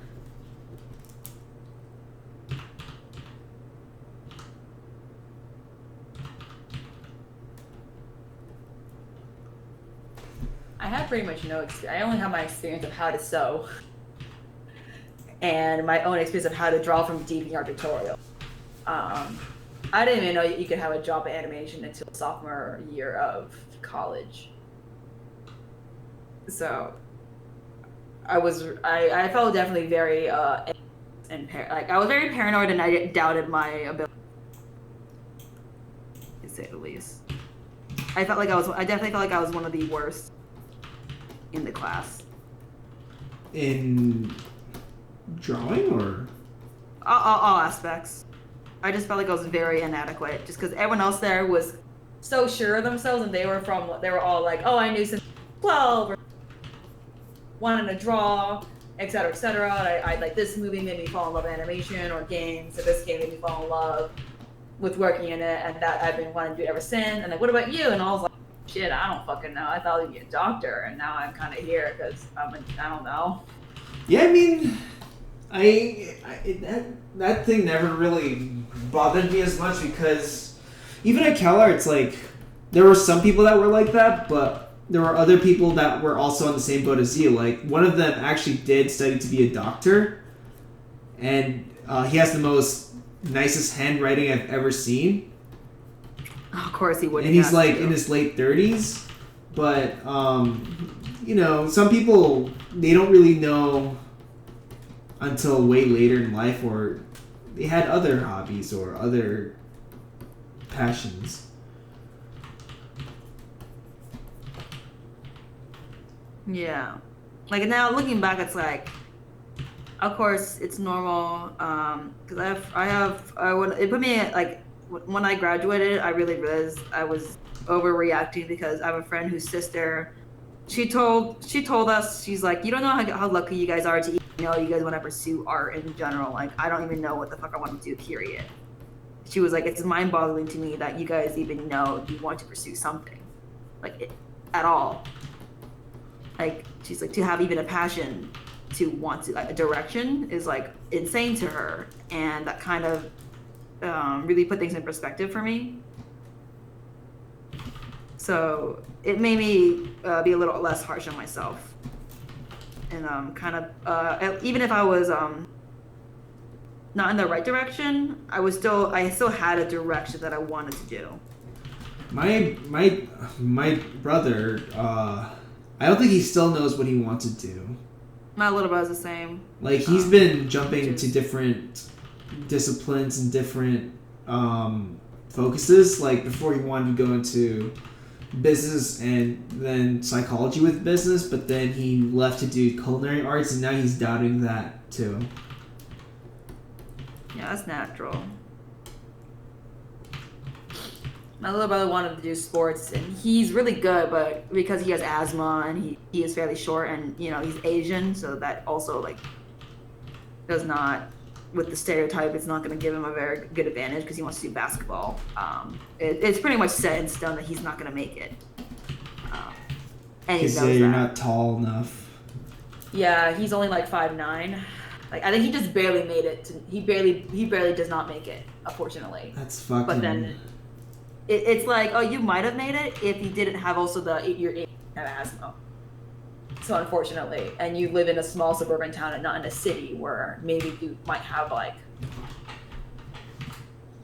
some like really good teachers around, you know, there was too many other factors in play that just made it like it's not gonna work realistically, unless my parents were gonna be like, we're gonna move to LA or hire some really nice teachers to mentor you, but it's like we don't have the money, and we don't have the money to give you growth hormones. That's... And what does he want to do? Well, he doesn't really know what he wants to do, right? No, as of now, he's just gonna study business to appease our parents, because he's like finally at the age now he's understanding that our parents aren't like nagging him to work in business because to just like do what they want. It's like they're just worried for him to not go homeless, kind of thing. Yeah. Like he's finally reaching that age now where he's like, okay, they're not like they don't think I'm a failure. They're just scared.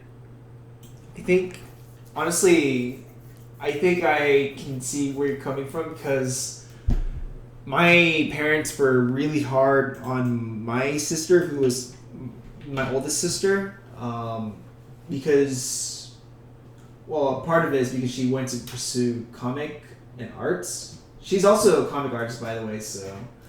Cool. Her name's Tintin. That's so cute. Let me see if I can find her website. I'm just gonna post it. Yeah, you should share your sister's work. Yeah. My sisters are.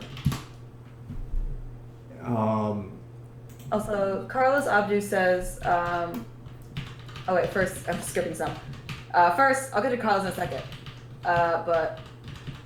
There's somebody. Henry asked, how old are both of us now, and when did we first get our industry job?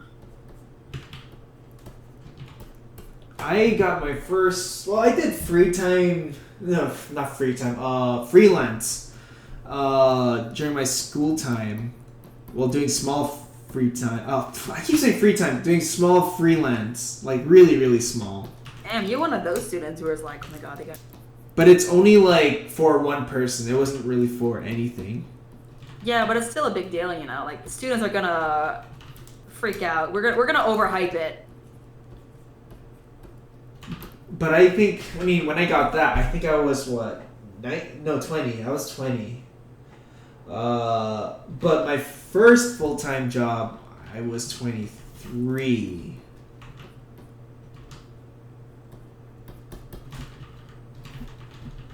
What about for you? They ask how old are you now? Oh, I am 29. Not much. That's like not that far off. Look how far you've come in such a short time. Look how far we're all at. Look where we are. Who would have thought? I don't know what that means. You know, when someone goes, I'm 24, I'm growing old, I'm like, okay. Alright, bitch. Ain't that bad. It really isn't that bad. I got friends who are like 45 and I'm like, you're really not that old. I got my first job. What was it? I got like small. Obviously, I got small freelance gigs. First. So, but then I feel like I think everyone obviously want to hear like your full-time job, right? So I got my first full-time job like a year after I graduated school. Like, was it a year after? Yeah, I think a year after I graduated school. So it was like when I was 22. I think I want to say I just turned 20, no. Yeah, 22. 22? I think so, yeah. I forget, because I was like, yeah, I went to school. I'm one of those kids who was born early, and like, I went to school, like, I should have gone to school a year later kind of thing, but. I was born later in the year, in the months of the year, but my parents still sent me, like, with everybody else.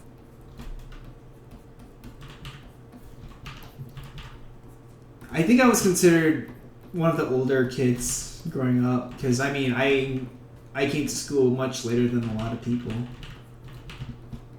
Yeah, I think it really depends on what time of the year you were born. Like if you're not like, it depends. I don't know. Like my little brother, he this thing where he was born in like November. My parents sent him later, so he's like older than most people. Like he's kind of like a year older than everybody else, all the time. Because he was like so late into the year, because they didn't want him to be always the youngest. But then for me, they did the opposites, and they sent me they just still sent me normal, so that I was like always the youngest compared to everybody else. But only by like a couple months. I don't. But like give it like 6 months and I'm caught up, kind of thing. But it's annoying because everyone goes like, "Oh my god, you were." I know. You cut off like in 3 months, my birthday came. Like people say that you're young. Like when I got my first job, they're like, "You got it in 22?" It's like 2 weeks later, I was 23. Like so many people got their job at 23. You know, it's just like no, you misunderstand. It wasn't like fresh 22. It was like I was in the end of my 22. So that's one of the things that people misinterpret when they hear how old I was when I got. And I have to like clarify, like I literally got my job, and the week after it was my birthday, and then I turned 23. I mean, it is just a number after all. It really is. So like I have to like clarify that. Sound like super young people kind of thing that got a job. It's like, I mean, it's only like a year off, but I feel like people tend to take that 22 to 23 like as a big difference, you know? And it's like, is it really between those two ages? I feel like it because I think some people take that as like either I could have gotten a job right out of graduation, you know, as in like, oh, so I mean like 2 days after you graduated, you got a job, or like even when you were in school, as opposed to like, no, I was struggling for a good amount of time, like the whole year and almost even maybe a little bit more than a year I was struggling, and then I got my job. I just started school young. Do you feel like you're aging though? I think so. I know I went for a run today and my knee started feeling really fucked up after like, so I was like, is this what growing old is like now? Because I burped and my chest cracked. So I'm cracking everywhere. yeah, but I don't know, that's just stupid because like I used to do a lot of like, see, I don't know, because you do a lot of martial arts. I stopped working out, and I don't know if that's just due to like suddenly quitting, like stopping working out, and that's just like my body having a weird withdrawal, you know, to everything. Like, okay, why did you like lift weights and you would work out 5 days a week to just doing nothing and sitting on your ass like 24 hours a day?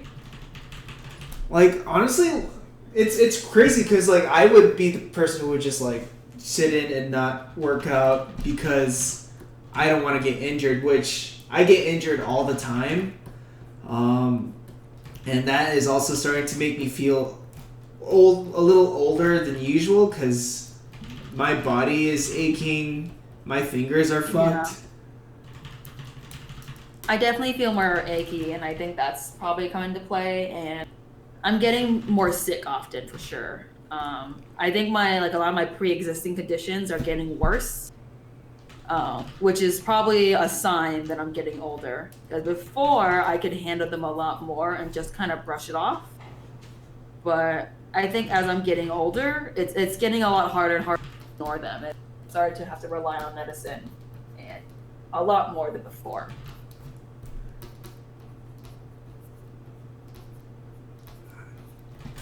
I just had a vaccination, so I hope I don't get sick as soon as possible or during this whole lockdown. You should be fine. When did you get your vaccination? I got it like, what, 3 weeks ago? 2 weeks ago? You're fine. You would have gotten sick by now if you got a vaccination from it. I had to just to let everyone know, not the corona vaccination. I had to get a flu vaccination to qualify for a green card. There's no corona vaccination. And if you got a flu from your regular vaccination, like you would have gotten sick from it by now. Like before. Well, I was also told that even during vaccinations, people usually get sick because it's bacteria going into you, so your body's gonna respond.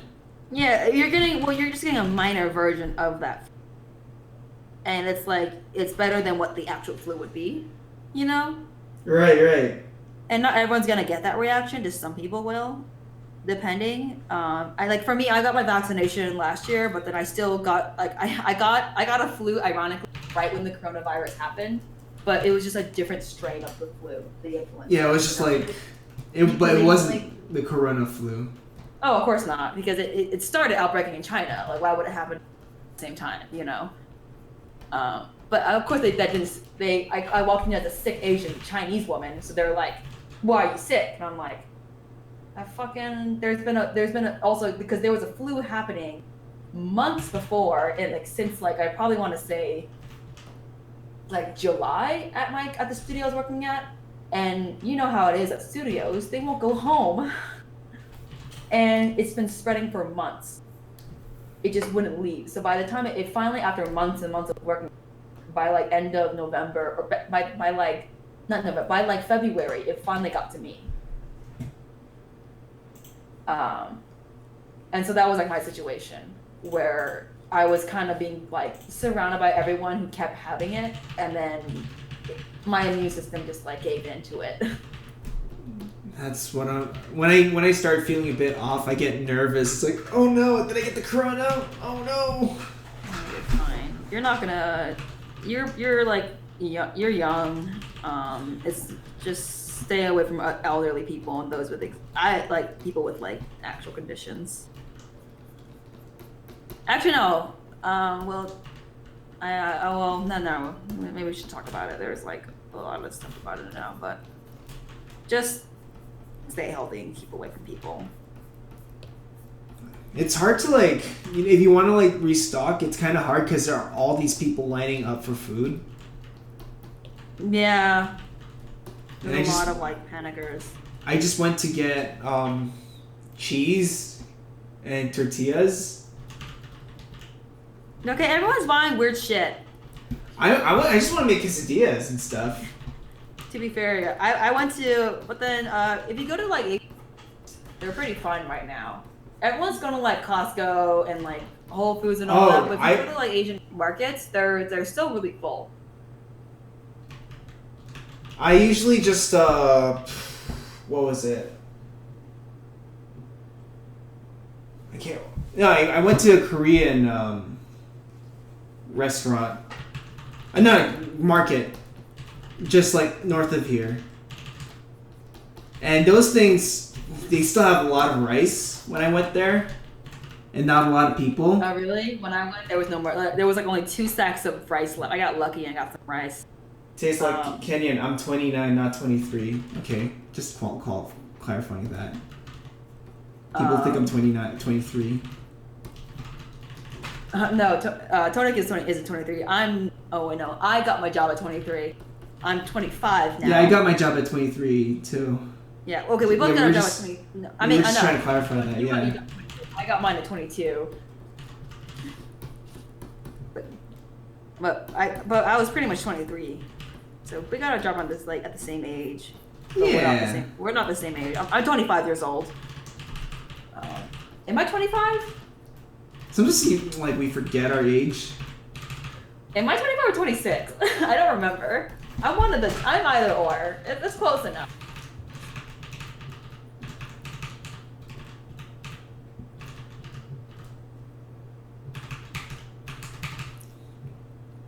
Just trying to figure out this. Hey. Someone called us dinosaurs. It's fine. I think Dub Death called dinosaurs, but I'm pretty sure he's older than both of us. Whatever.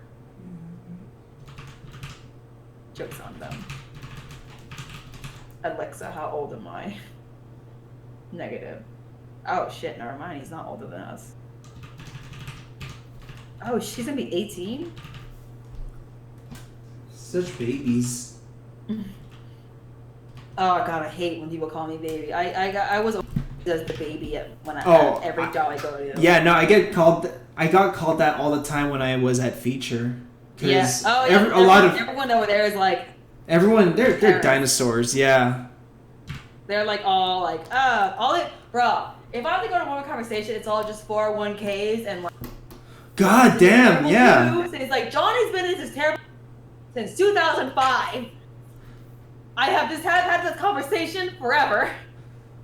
If I were to hear one more of like, have you heard about intermittent fasting? And it's like, it's been going around for 5 years. Stop acting like you just found out about it. I don't care about your intermittent fasting. You just lost water weight, John. But yeah, no, I always had like people always talking about their 401k, retirement savings, and buying houses. It's all the same conversation. I'm like, I'm gonna lose my fucking mind.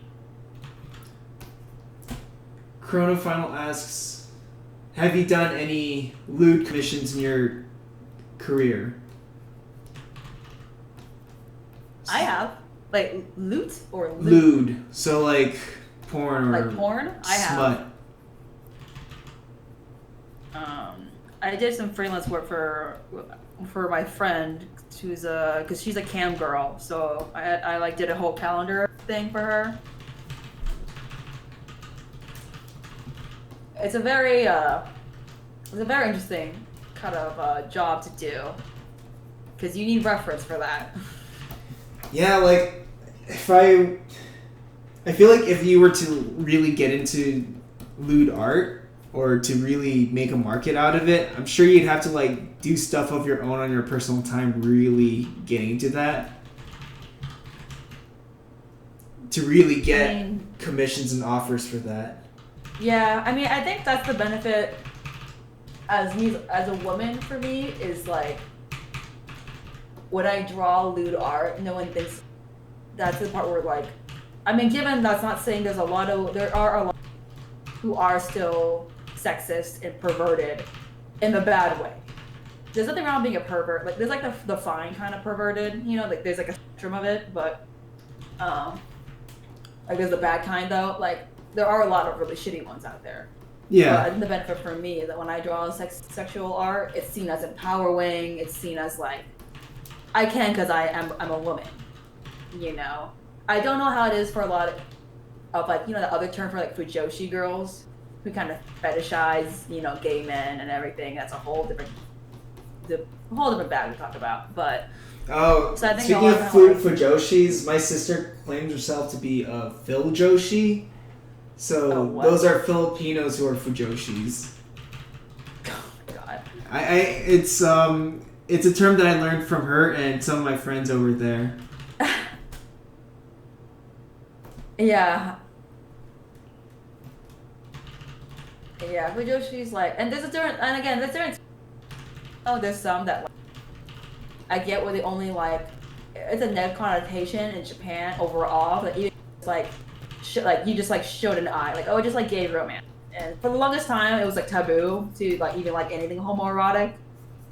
But I feel like over in America there's like more of like that kind of fetishization of like, you know, straight people just like fetishizing gay people. And then that's a whole different debate that I don't even want to get into right now. But so that's more different. But I think for me, I get that kind of benefit where a lot of women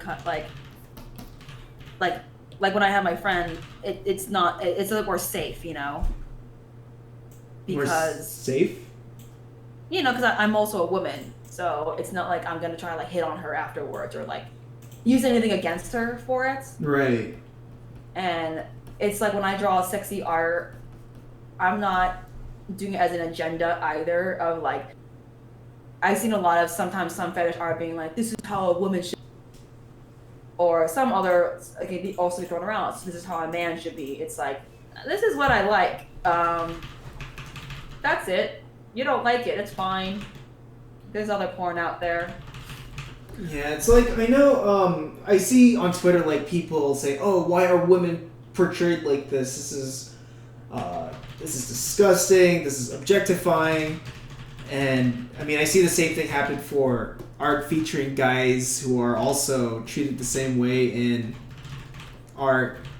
And I'm mixed about it because I do get where they're coming from, but at the same time, and as Ali, you know Ali, right? Like, as he puts it, porn is fantasy. Like, if you it gets hard. It's a fantasy, and it's kind of a safe space for people to go to for their like kind of desires that they feel ashamed for. Yeah, like if you know that it's fantasy, then it's like, okay, at least you accept that, you get that out of the way, rather than like, you know, go, oh, this is a terrible thing. This is what's that word I'm looking for? Taboo. It's taboo, but I think I'm looking for it's like a false statement of what sex is like, which, yeah, there's some arguments to that. But it's like, if you actually know, okay, this is fantasy and not to be taken as literal fact or anything, it's like, I think it'd be easier for everyone. Oh, it is. I mean, I have a friend who's dominant, and you won't believe the stuff he does. That's like not just the typical like, oh yeah, I just like kind of thing. It's like I don't even know how to say this actually now I'm realizing on like Twitch and stuff. But they do think that's like it's kind of like it's healing for them because it's helping them kind of cope with, and it's actually it's things that their therapists even recommend go to because it's helping them kind of in a safe place of like deal with these things that they feel like is traumatic or not kind of safe to do anywhere else. Oh, like and I think yeah. porn is the same way for a lot of people, and I get the dangers of porn in other ways. Where like I mean, expectations. There is such thing as porn addiction, like any other. Porn addiction. The expectations of porn into reality to people. There are, but that's like with anything, you know. Yeah, cigarettes. You can say that with like action film, with fantasy, with sci-fi. You can say that with really anything. Though, there's gonna be pros and cons with everything. But the answer isn't just to censor it. So the answer is to teach. Yeah, exactly. We're lacking the education for that. And I think that's a problem because things like sex work is treated as a taboo, and it's always treated as something that they want to get rid of. That the initial reaction is to just go, well, then we should just shut it down, and it's like, no. Like you should research more about it.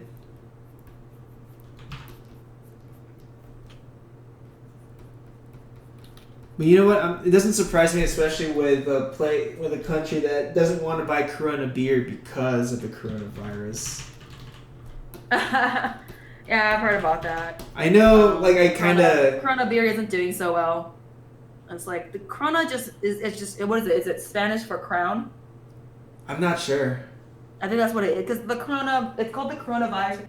When you look in the microscope or something, it has like some kind of crown-like appearance to it, which is why it's like called the coronavirus. Corona.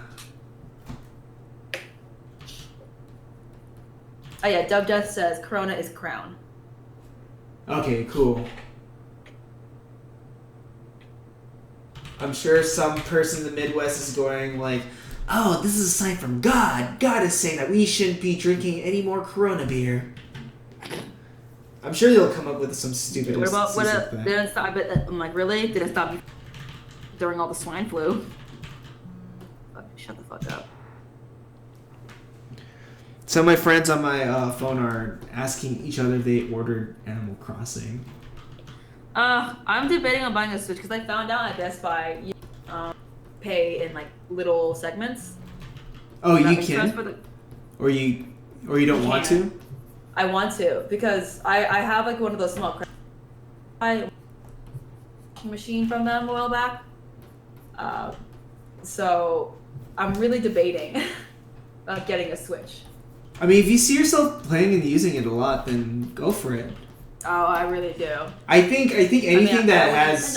I was a Nintendo kid growing up. But what's cool about like? I think also because a lot of ends up getting released on the Switch. Now they're doing that a lot. But the great thing about the Switch is that I mean, of all the consoles I have, the Switch is probably the most one where I play socially with my friends. That too. So it's a great like the other one social is, tool. like, I can just play at home by myself, which is why I'm not as motivated as of now because I'm like I have my computer for that. I know when people migrate to Animal Crossing, I'm gonna probably get Dreams for the PS4 and try and make stuff. Oh yeah, that one looks really cool.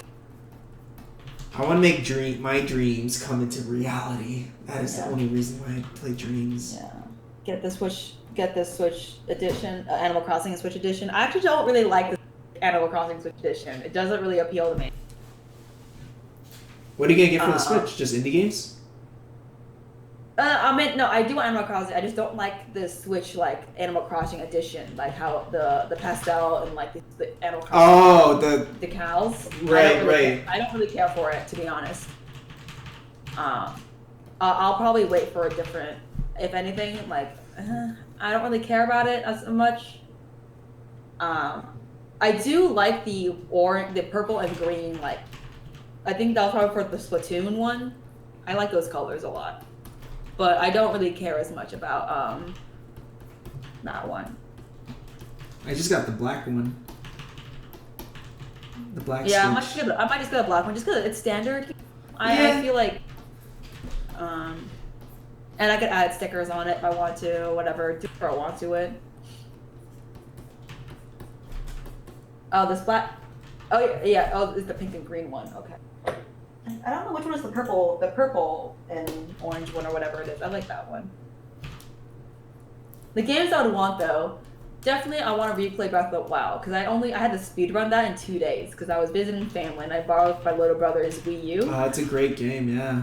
So I want to complete the whole thing, but take my time. That's the open world game where where I was like, oh my god, I'm actually exploring and discovering shit. Whereas in like Skyrim or a lot of open world, it's like, okay, new location, cool. But then here it's like, oh my god, just to get up there or just to like find this, what's over there? That place looks interesting. You have to find ways to get there. It's so it's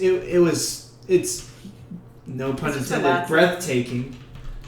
Yeah, I don't know, and it's just solid because the gameplay is so solid too. Oh yeah, it's simple. Yeah, I can always just jump back no matter what. Like it has that nice gameplay where I can just go in and play without any goal in mind. So I don't mind that one. Yeah, like probably. Oh, what are you gonna say? Oh no, I have a coworker he wants to get back into video games. I'm saying, dude, play Breath of the Wild, man. It's simple and it's fun. And it's nothing too complicated. Yeah, and I think also another great way is getting into indie games. So many of them are free. Like, there's so many platforms like itch.com and everything that has a bunch of indie game developers that provides them for just either $1 or $2 if you want to support them and everything. And they're a great way to get back into video games that are genre bending as well. Because they're short, they're great to get into really quickly. And especially if some of you might have, like me, dipped out for a while just because you got maybe bored of playing, maybe it feels like the same game for a while. I think as you get older, you play a lot, it's like, I just kind of played them all point, you know? Yeah. And I need to get back into indie games again. Yeah, I downloaded World of Horror, and I'm trying to figure out how to, but the combat system confuses me. I mean, I've been mostly just playing the games that my friends would play together online. Like, we'd play Rainbow Six and PUBG, but, I'd rather try playing indie games again. Yeah, I'm trying to get people to play Payday with me again. I think I just got that because it was cheap during New Year's. Really? Yeah, it was like really cheap. Bro, let's play Payday. Payday 2, I think. We gotta get 2 more people though. Let me see what I got. Which Payday I got. I got it installed. I haven't played it. I prefer Payday 1. Payday 1 requires more cooperation. 2, you can kind of play solo, which I'm not a fan of. I got Payday 2. Because 2 is, we don't know what Payday 2 is, that it's too easy to play. That's why I don't like it. You want the hard ones. I want, 1 is harder because you have to work together and you have to constantly be talking with your teammates to win. That's us with 1 is Rainbow just Six. like, you can just go in on, 2 is just like, just buy that, just like at some point, you just go get a nice gun and you go in on, it's great for like, I want to be the fucking crazy guy who just shoots him up, but that's not for me. That's like, and I'll just go play fucking Battlefield. That's not the game that I came in here for, I came in here to heist with a team of other clowns. Maybe I'll try it. I should try it, yeah. We should play it sometime together. Yeah. So, someone asked me, how long did it take me to get comfortable with TV Paint? I think a month or 2. Well, just to be able to do things with it, but then it took me a few more months to actually be comfortable with using it as, okay, this is my go-to program now. I think it really depends on like who you're learning it from too, because back at CalArts we always learned it from each other, so that helped a lot. I feel like community of your school, like, because I was the same thing with Photoshop. Like every time we learn a new, like, fun like technique, of like, well, if you like do this and then blend it with that, it really looks like oil or something like that, or holy fucking shit, and we lose our minds.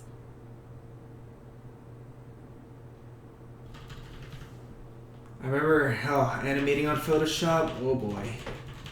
Oh, that's what I'm doing right now. You're animating on But- Photoshop? But I don't do what you do. I don't do feature level animation. I do just like fun little quick ones that are like probably GIF worthy, but not.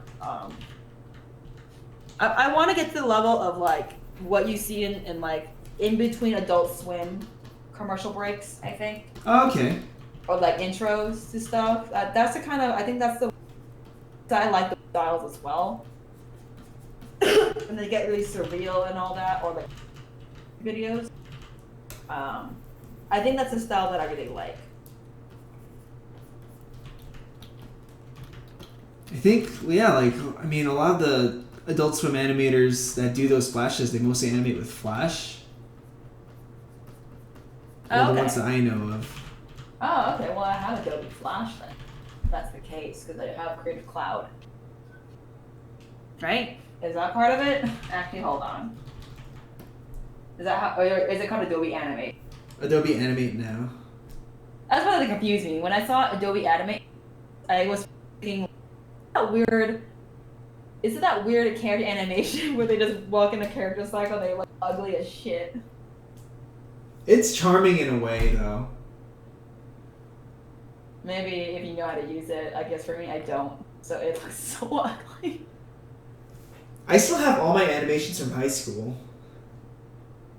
Oh man. That was like done in like Flash 8. Yeah, I still have my manga from high school and elementary school. I really thought I was gonna send it to Tokyo Pop. My sister worked at Tokyo Pop for a while. Oh, word? What did she do? She actually did. So there's a manga version of Hamlet. She did that. What? I'm gonna look it up right now. Yeah. Hamlet manga. Here, let me see. Oh shit! Tokyo Pop. It should have my sister's name on it. Yo. Your Yeah, Adam sister- Sexton and Tintin Pantoja. Here, I'll share Your the. sister's a mangaka?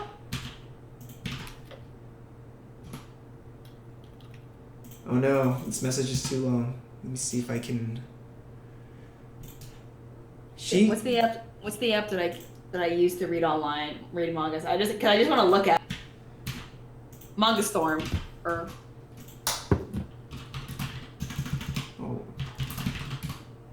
Oh, Kiss Manga. There we go.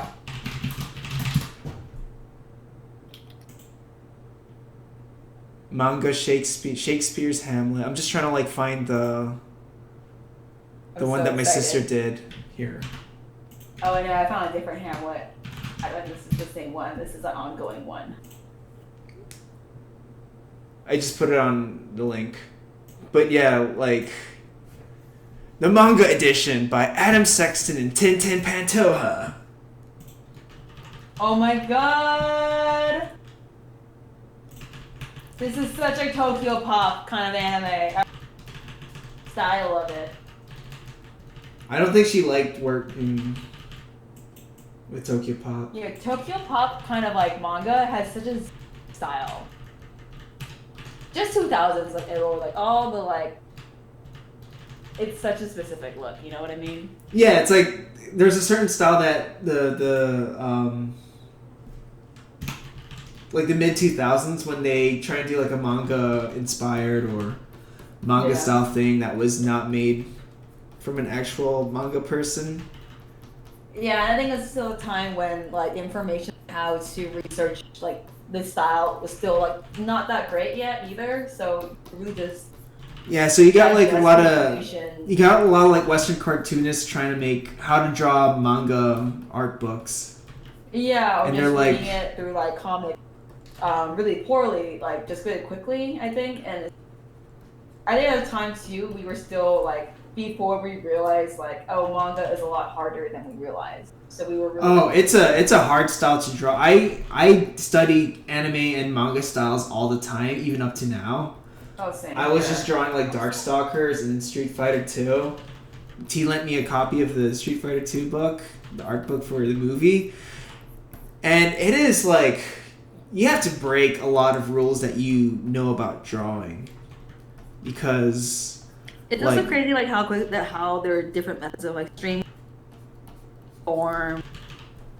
yeah, no, they have a very different way in how they tackle all these problems. Like things like the Loomis method of drawing a head will definitely not work on a manga.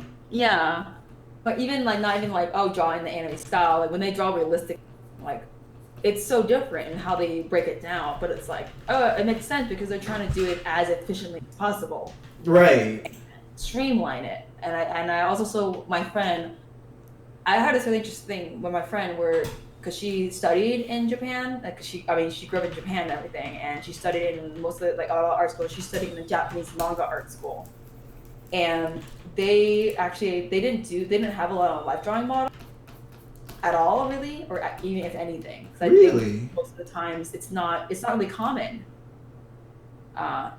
Obviously, with the culture, I think one of the culture of Japan at the time, there's a nudity, you know.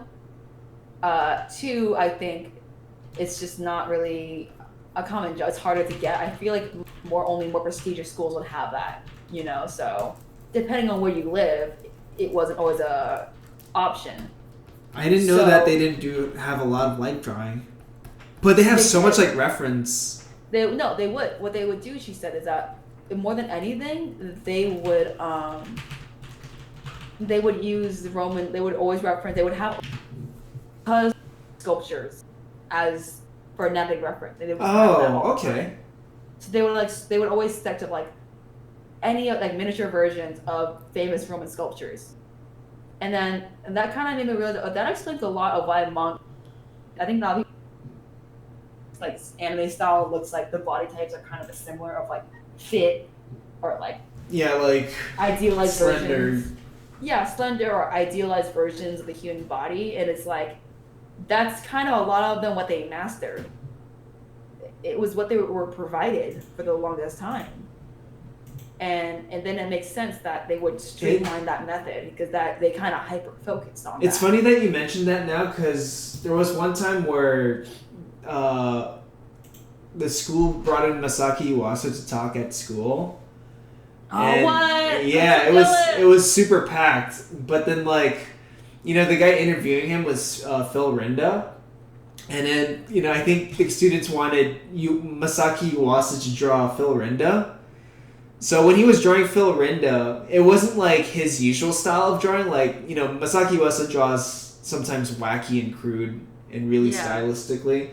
But then the way he drew Phil Rinda was like a Roman god. Like, Roman god, he was being very careful.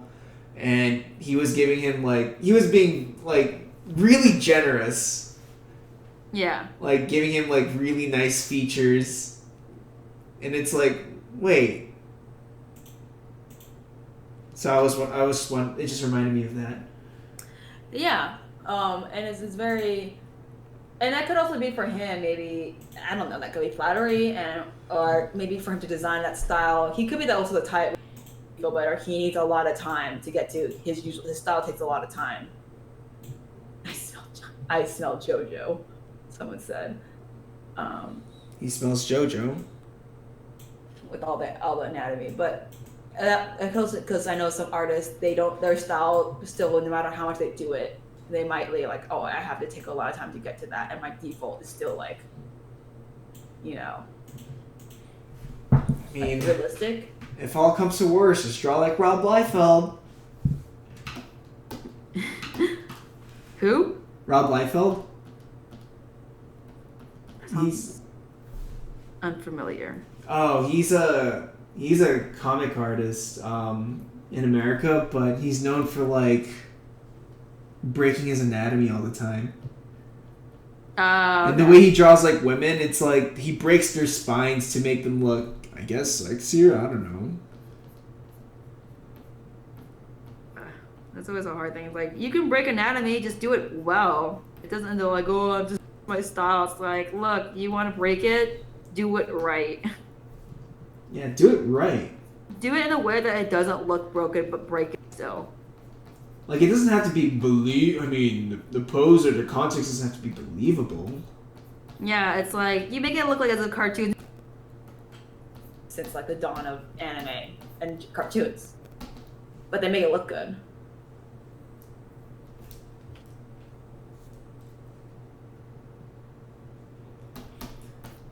Oh man, you know what? Comic manga artists, the anatomy always makes me feel really uneasy. What? Fuck, what's his name? The guy who did Baki? Oh. Oh my god, I'm just like looking at these. Like, if you just search for like Baki manga on Google, it makes me feel so. Baki manga.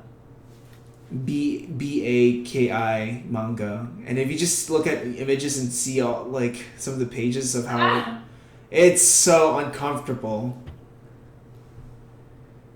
It is scary. It's the point though, right?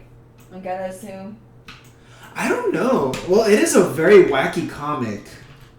Like, there was this. I was watching the anime that's on Netflix, and like there's this guy who's trying to show Baki how tough he is, so he gets a gun to his cheek and basically shoots his own cheek, and it goes through his cheeks, and he's like, "I feel nothing, ha." Like, it's that kind of I'm trying to see what it looks like because I feel like I've seen. This style looks familiar, not like a manga necessarily, but like, especially the faces. I think I've seen dolls like this and old art like this.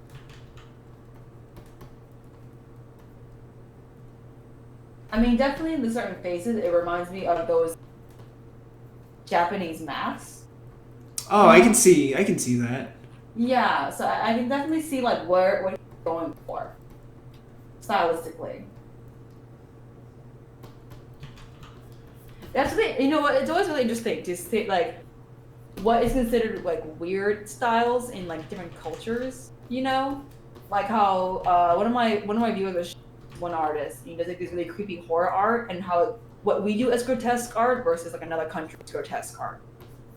Yeah, it's kind of like in Japan, you know, the Bishonen is apparently seen in like, I mean, even back at home in the Philippines and Indonesia, like the pretty boy with long hair and very feminine features was like the hottest one out of all of them. Yeah, it's interesting. Like, oh, it's a cute there, but creepy here. But then, like, what's creepy here might be somewhere else. Yeah. And what's also like, you know, like how like this style, but then like for us, we have like Beavis and Butthead or something like that. It's all like a grotesque style, you know. And I wonder how they would view that. I wonder that too. Or would they just look at that and be like, "What is this shitty drawing?" You know. Yeah, it makes you wonder like what the Japanese sometimes think about the Western style, or yeah, like how they. I get curious about how they.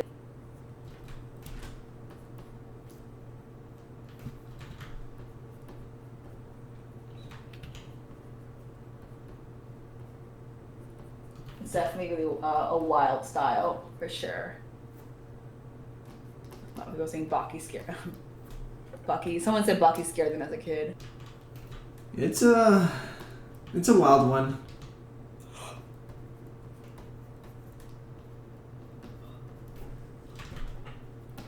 I might head out soon. It's getting pretty late. It's getting late for you. Do you have work still? Oh yeah. I mean, they're You have to making go. The us... idea is to go in. You still No, have to no, go into your no. studio? Just at home. Oh, okay. What time is it? Oh, it's almost midnight.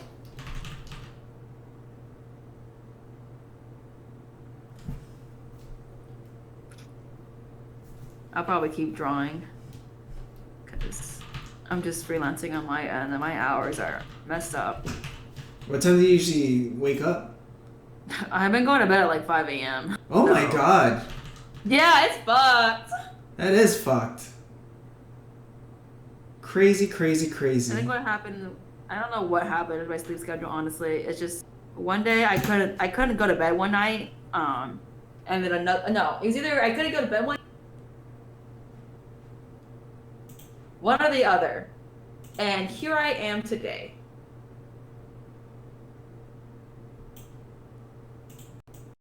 I've been trying to like... I mean, back when we were allowed to go to work, I've been just waking up early in the morning so I could get the workout through. But now that there's no more work for now, or now, I mean, we don't have to come into the office. We have to still just work at home, but at the same time, it's so hard for me to work at home sometimes. The I'm sure it's discipline. not easier for you to. Was it Victoria okay with you streaming, working on this? If I didn't say what the title was of the project, but she seemed to say she liked the announcement that I made. But Yeah. I think I should have said, I should have told her, but I feel like usually when it's NDA, if it's like once you sign a contract, it's not a contract, so that's why I feel way more comfortable.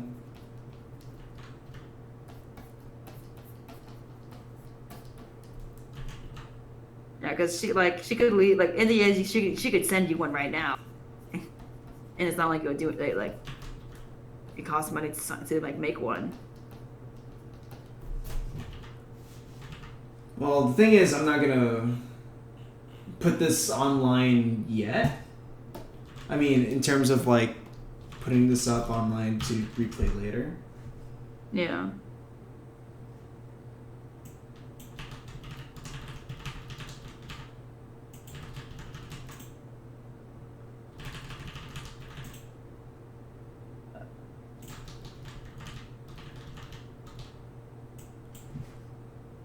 Let's see. I got a text from someone online saying apparently they found my number. Are they not saying who they are? No, they said who they were, but it's like, wait, how did you find this number? I know you from online, but how did you find this number? That's creepy. That's the thing where I'm like, okay, I'm a bit. I don't think texting Are me they through are the they number- friends? I would say just more of an acquaintance. Are they warning you that they found it online, or they're being more like, hey, what's your number? Or me, I don't think it. Maybe it's someone from online. Maybe it's not. But it's just like Because if this is a warning of like, yo, I found your number, it wasn't a that- warning like that. No. then that's it. That is weird. That's like, bro, that's an invasion. That's like, bro, that's an invasion of privacy. Maybe don't just text someone if you go like, I stumbled on your number. It's like, why would you? Yeah, and did I say you could text me? Basically, the person was asking for like storyboarding stuff. Like work wise, like to hire you, or No, I think more like tips and stuff like that. worse. But then it's like, if you should have just emailed me instead. Yeah, that's an invasion of privacy. That's not okay. Like, I'm not like, I'm sure that person isn't a bad person, but that's a boundary. That's a boundary that they have overstepped. That's not something you that's allowed that you can do, because like anyone else, like they would have felt uncomfortable if a stranger would have just been like, hey, I found your number randomly, help on something. It's like, I don't really know you. Yeah, it was a bit out there. Someone said that maybe from your old portfolio. Do you have your phone number available on a portfolio or something? No, actually, though, the one that I remember, I took it down. Well, not take it down, but it's my old number, like super old that I don't use it anymore. Hmm.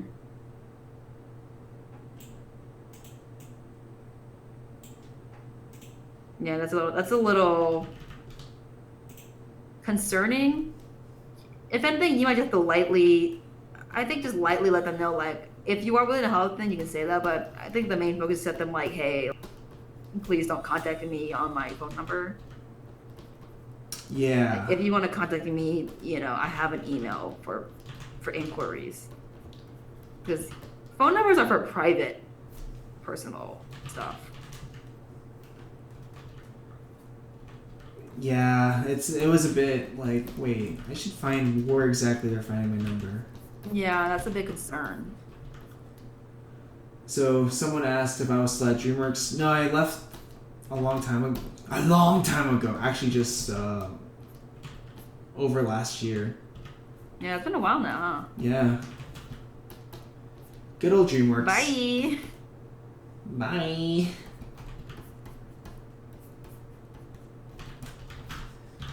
My times with DreamWorks has been quite a fun both ride. finished. We both just kind of like bye.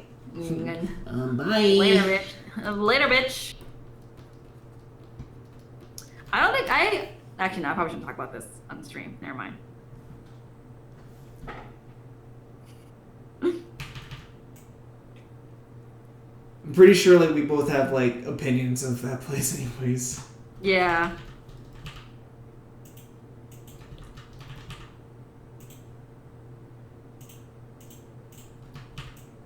I have to say I didn't have a good time, but that's all I'm gonna say. I mean, the only thing I can say is, the only thing I can say right now is, for people who don't know, I've joined that company and left that company 4 times. Yeah, that's the crazy part. Like, you could have gotten your Alex statue. Yeah, I could have, but I mean, I always got the Shrek statue. You have 4 Shrek statues. That's hilarious. Yeah, I want the Alex one. But no, I mean, yeah, that was my case It's with. such bullshit though. Like, you have to stay here for like 5 years and be loyal. It's like, how can I be loyal if Yeah. you won't let me stay? Like what? Like it was stupid. I was always at that studio at the wrong time. I think the last time I was there was actually, the better times that I was there, but the previous times was always when the company was going through some harsh times. Yeah. Lily, I probably can't say why we left DreamWorks. That's like, we still have like contract stuff we gotta uphold.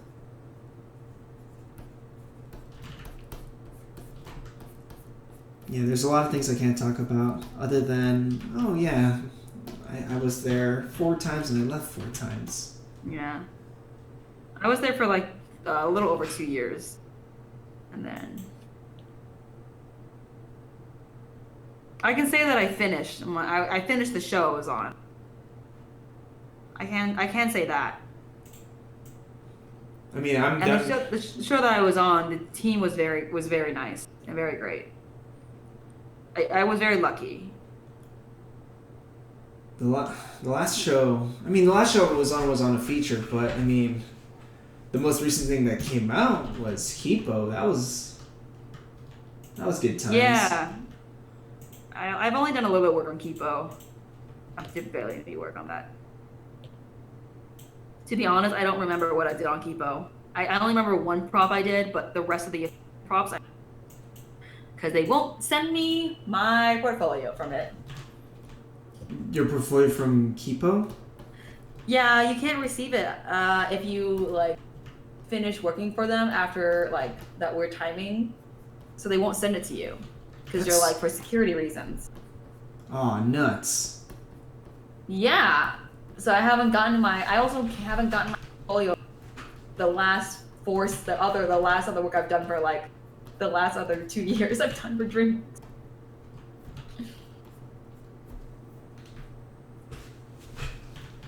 So I think I'm pretty sure you can get resolved if emails there. I've talked to my other coworkers and it's like they're having trouble too. Just getting. It's like this. It's just like an annoying security loophole that they have not worked out. And they're still trying to get their own work from there? Yeah, like portfolio work. Because, like, you know, the whole, like, oh, get your demo reel kind of thing, and we'll email it to you, but then they didn't tell us. It's like, well, you still work for us. It's like, okay, but a lot of times you'll release the season, like, a long time after, and we might not be working for you guys for several reasons. You know, whether it be, like, the show's over, and then we might be working on a different show or a different studio. So what are we going to do? Like, what if we want it? And they didn't tell us. It's like, oh, we can only email to you via work email, like of the DreamWorks email. And it's like, you didn't tell us that. That's a new one. All these stupid measures just to get work so you can work at other places. I know, and I just want my 15 images. I'm like, you already limited me to 15 images. Can I just get those back?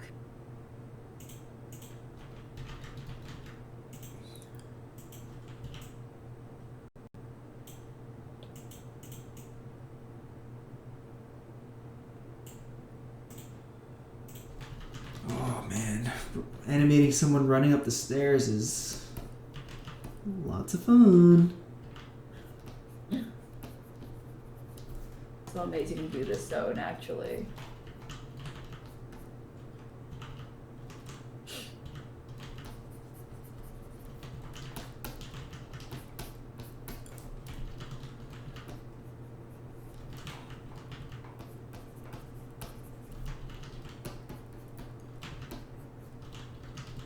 Oh yeah, I mean, I have heard about the Blizzard. I went on a tour.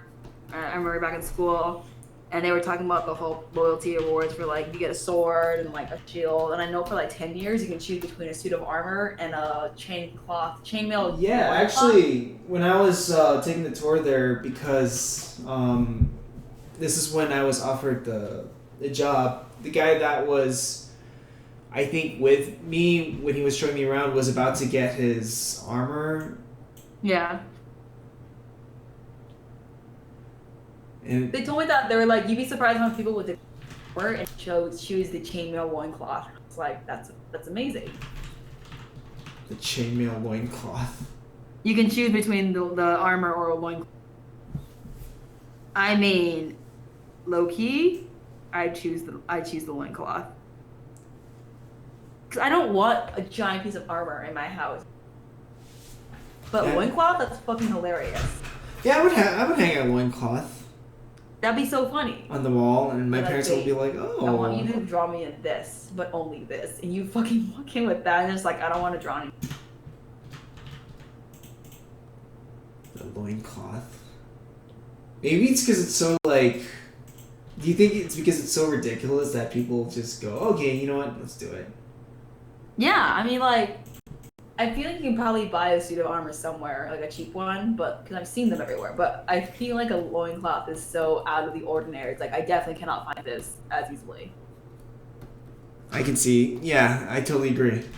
Well, I think at the time, I think nowadays it's probably easier to do, but at the time, harder. And it's just easier to put on, to be like, hey, look what I got. Look what I got under my pants right now.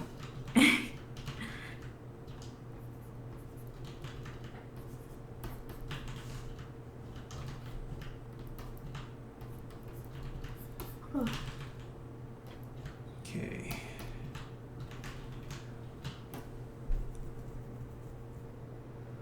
Alright. probably gonna have to head out now. Ooh, No worries. My eyes are I'm getting- like I've been yawning every 30 seconds. my eyes are starting to phase out. So You just got to answer Norfolk Gun, some, though. so just to answer some quick questions right now. I might be streaming time to time. I don't really stream as much anymore because sometimes I do get really distracted. And if I do stream, it'll probably be more lesson based. So I'll actually be doing more demos and interaction with you guys.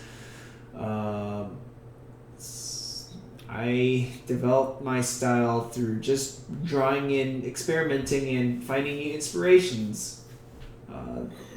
That's how I would do it. Let me see.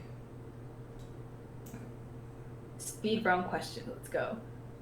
Luna. Yellow Clippers asks, if you are working on a show, are you allowed to do fan art of a show if under NDA? No. Of course we can't do fan art of a show if under NDA.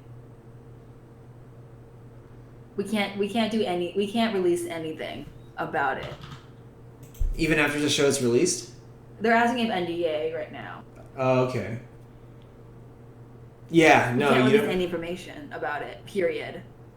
Yeah, it's supposed to be secret. Yeah, so I think that's kind of a given. You can't release any information about it, and fan art implies you're releasing, because NDA isn't just like showing the drawing to someone. It's like talking about it, and like revealing it, like spreading any. It's still a leak, so it's kind of like you really can't. You can draw in your own time, but you're gonna have to hold off a lot of until way later. Right. It's crazy because, like, you know, there are things that I would, like, tests that I did for shows that I do want to put up because they have been out, but then you never know because those tests are also the thing that they're testing people out with, so they don't want to put that out. You have to ask. Yeah, I don't know. I wanted to put out my, but because it's like, oh, it's the only storyboard I've ever done in my life, and I want, because I'm actually happy with it, but I don't want to get in trouble. Yeah, it's a weird one. But it's like the show's out, and I'm pretty sure that episode, the script for the show, you know, it's a throwaway scrap test.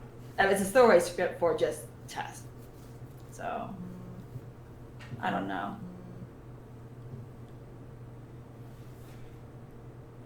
Yeah, it's like they might still be using it. Yeah, and I can understand that. But that's like saying that for any artist's work, though, and like posting anything. But I get it. It's like giving the answers to a test. Maybe someday. I get to put it up, but I guess it's like only once the show's. I think you can only release it once the show is over. yeah, once the show's actually over. Yeah, then you can release it. Such a long time. Anyways, oh sorry. No. I think it's always the fan art thing is really tricky. Yeah.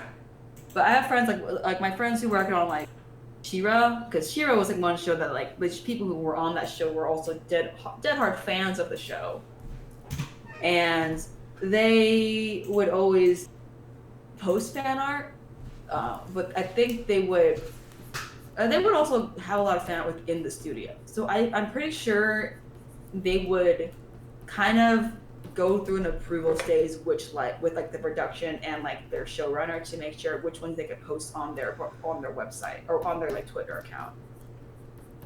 Or But that one's really unique because sometimes they're they all post really like close. official work and say fan art. You're like, oh, you're someone from that Yeah. show. It's got to be official work. Yeah, it is. So, like with She-Ra though, that one was a very case because I worked right next to them, so I would see it all happen, and they're all like really close. So they would just talk to her casually.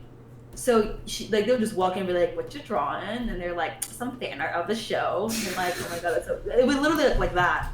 And then they'll just say like, "You have to post it," and then like kind of things like, "Oh, is it okay?" It's like, "Yeah, totally." Like it's an already established character. And it's like not. It's like a very vague drawing. It'll be like, but we just shit like it's the main character getting a smoothie at like Jamba Juice in wearing like "I love dubstep" or something like that. Like really stupid shit that has nothing to do with the plot. It's just So- like super casual. It'd be like almost shit posting fan art. So they would be very obvious fan art that was shit posty, as opposed to things like I think that would cause drama. Like I know for Steve, if they would post anything that was more personal, like oh I shipped these two, they would keep it private. They wouldn't post because I know Shira. They were familiar with the whole Steven Universe toxicity fandom based. So they would kind of keep those private. They would post them in the studio space and never put them online. So those are kind of like the practices a lot of people would take and precautions because it was just not worth the trouble. Right. And it sucks, you know. I'm sure a lot of fans want to see that, but unfortunately, the bad eggs have taken away the privilege of that.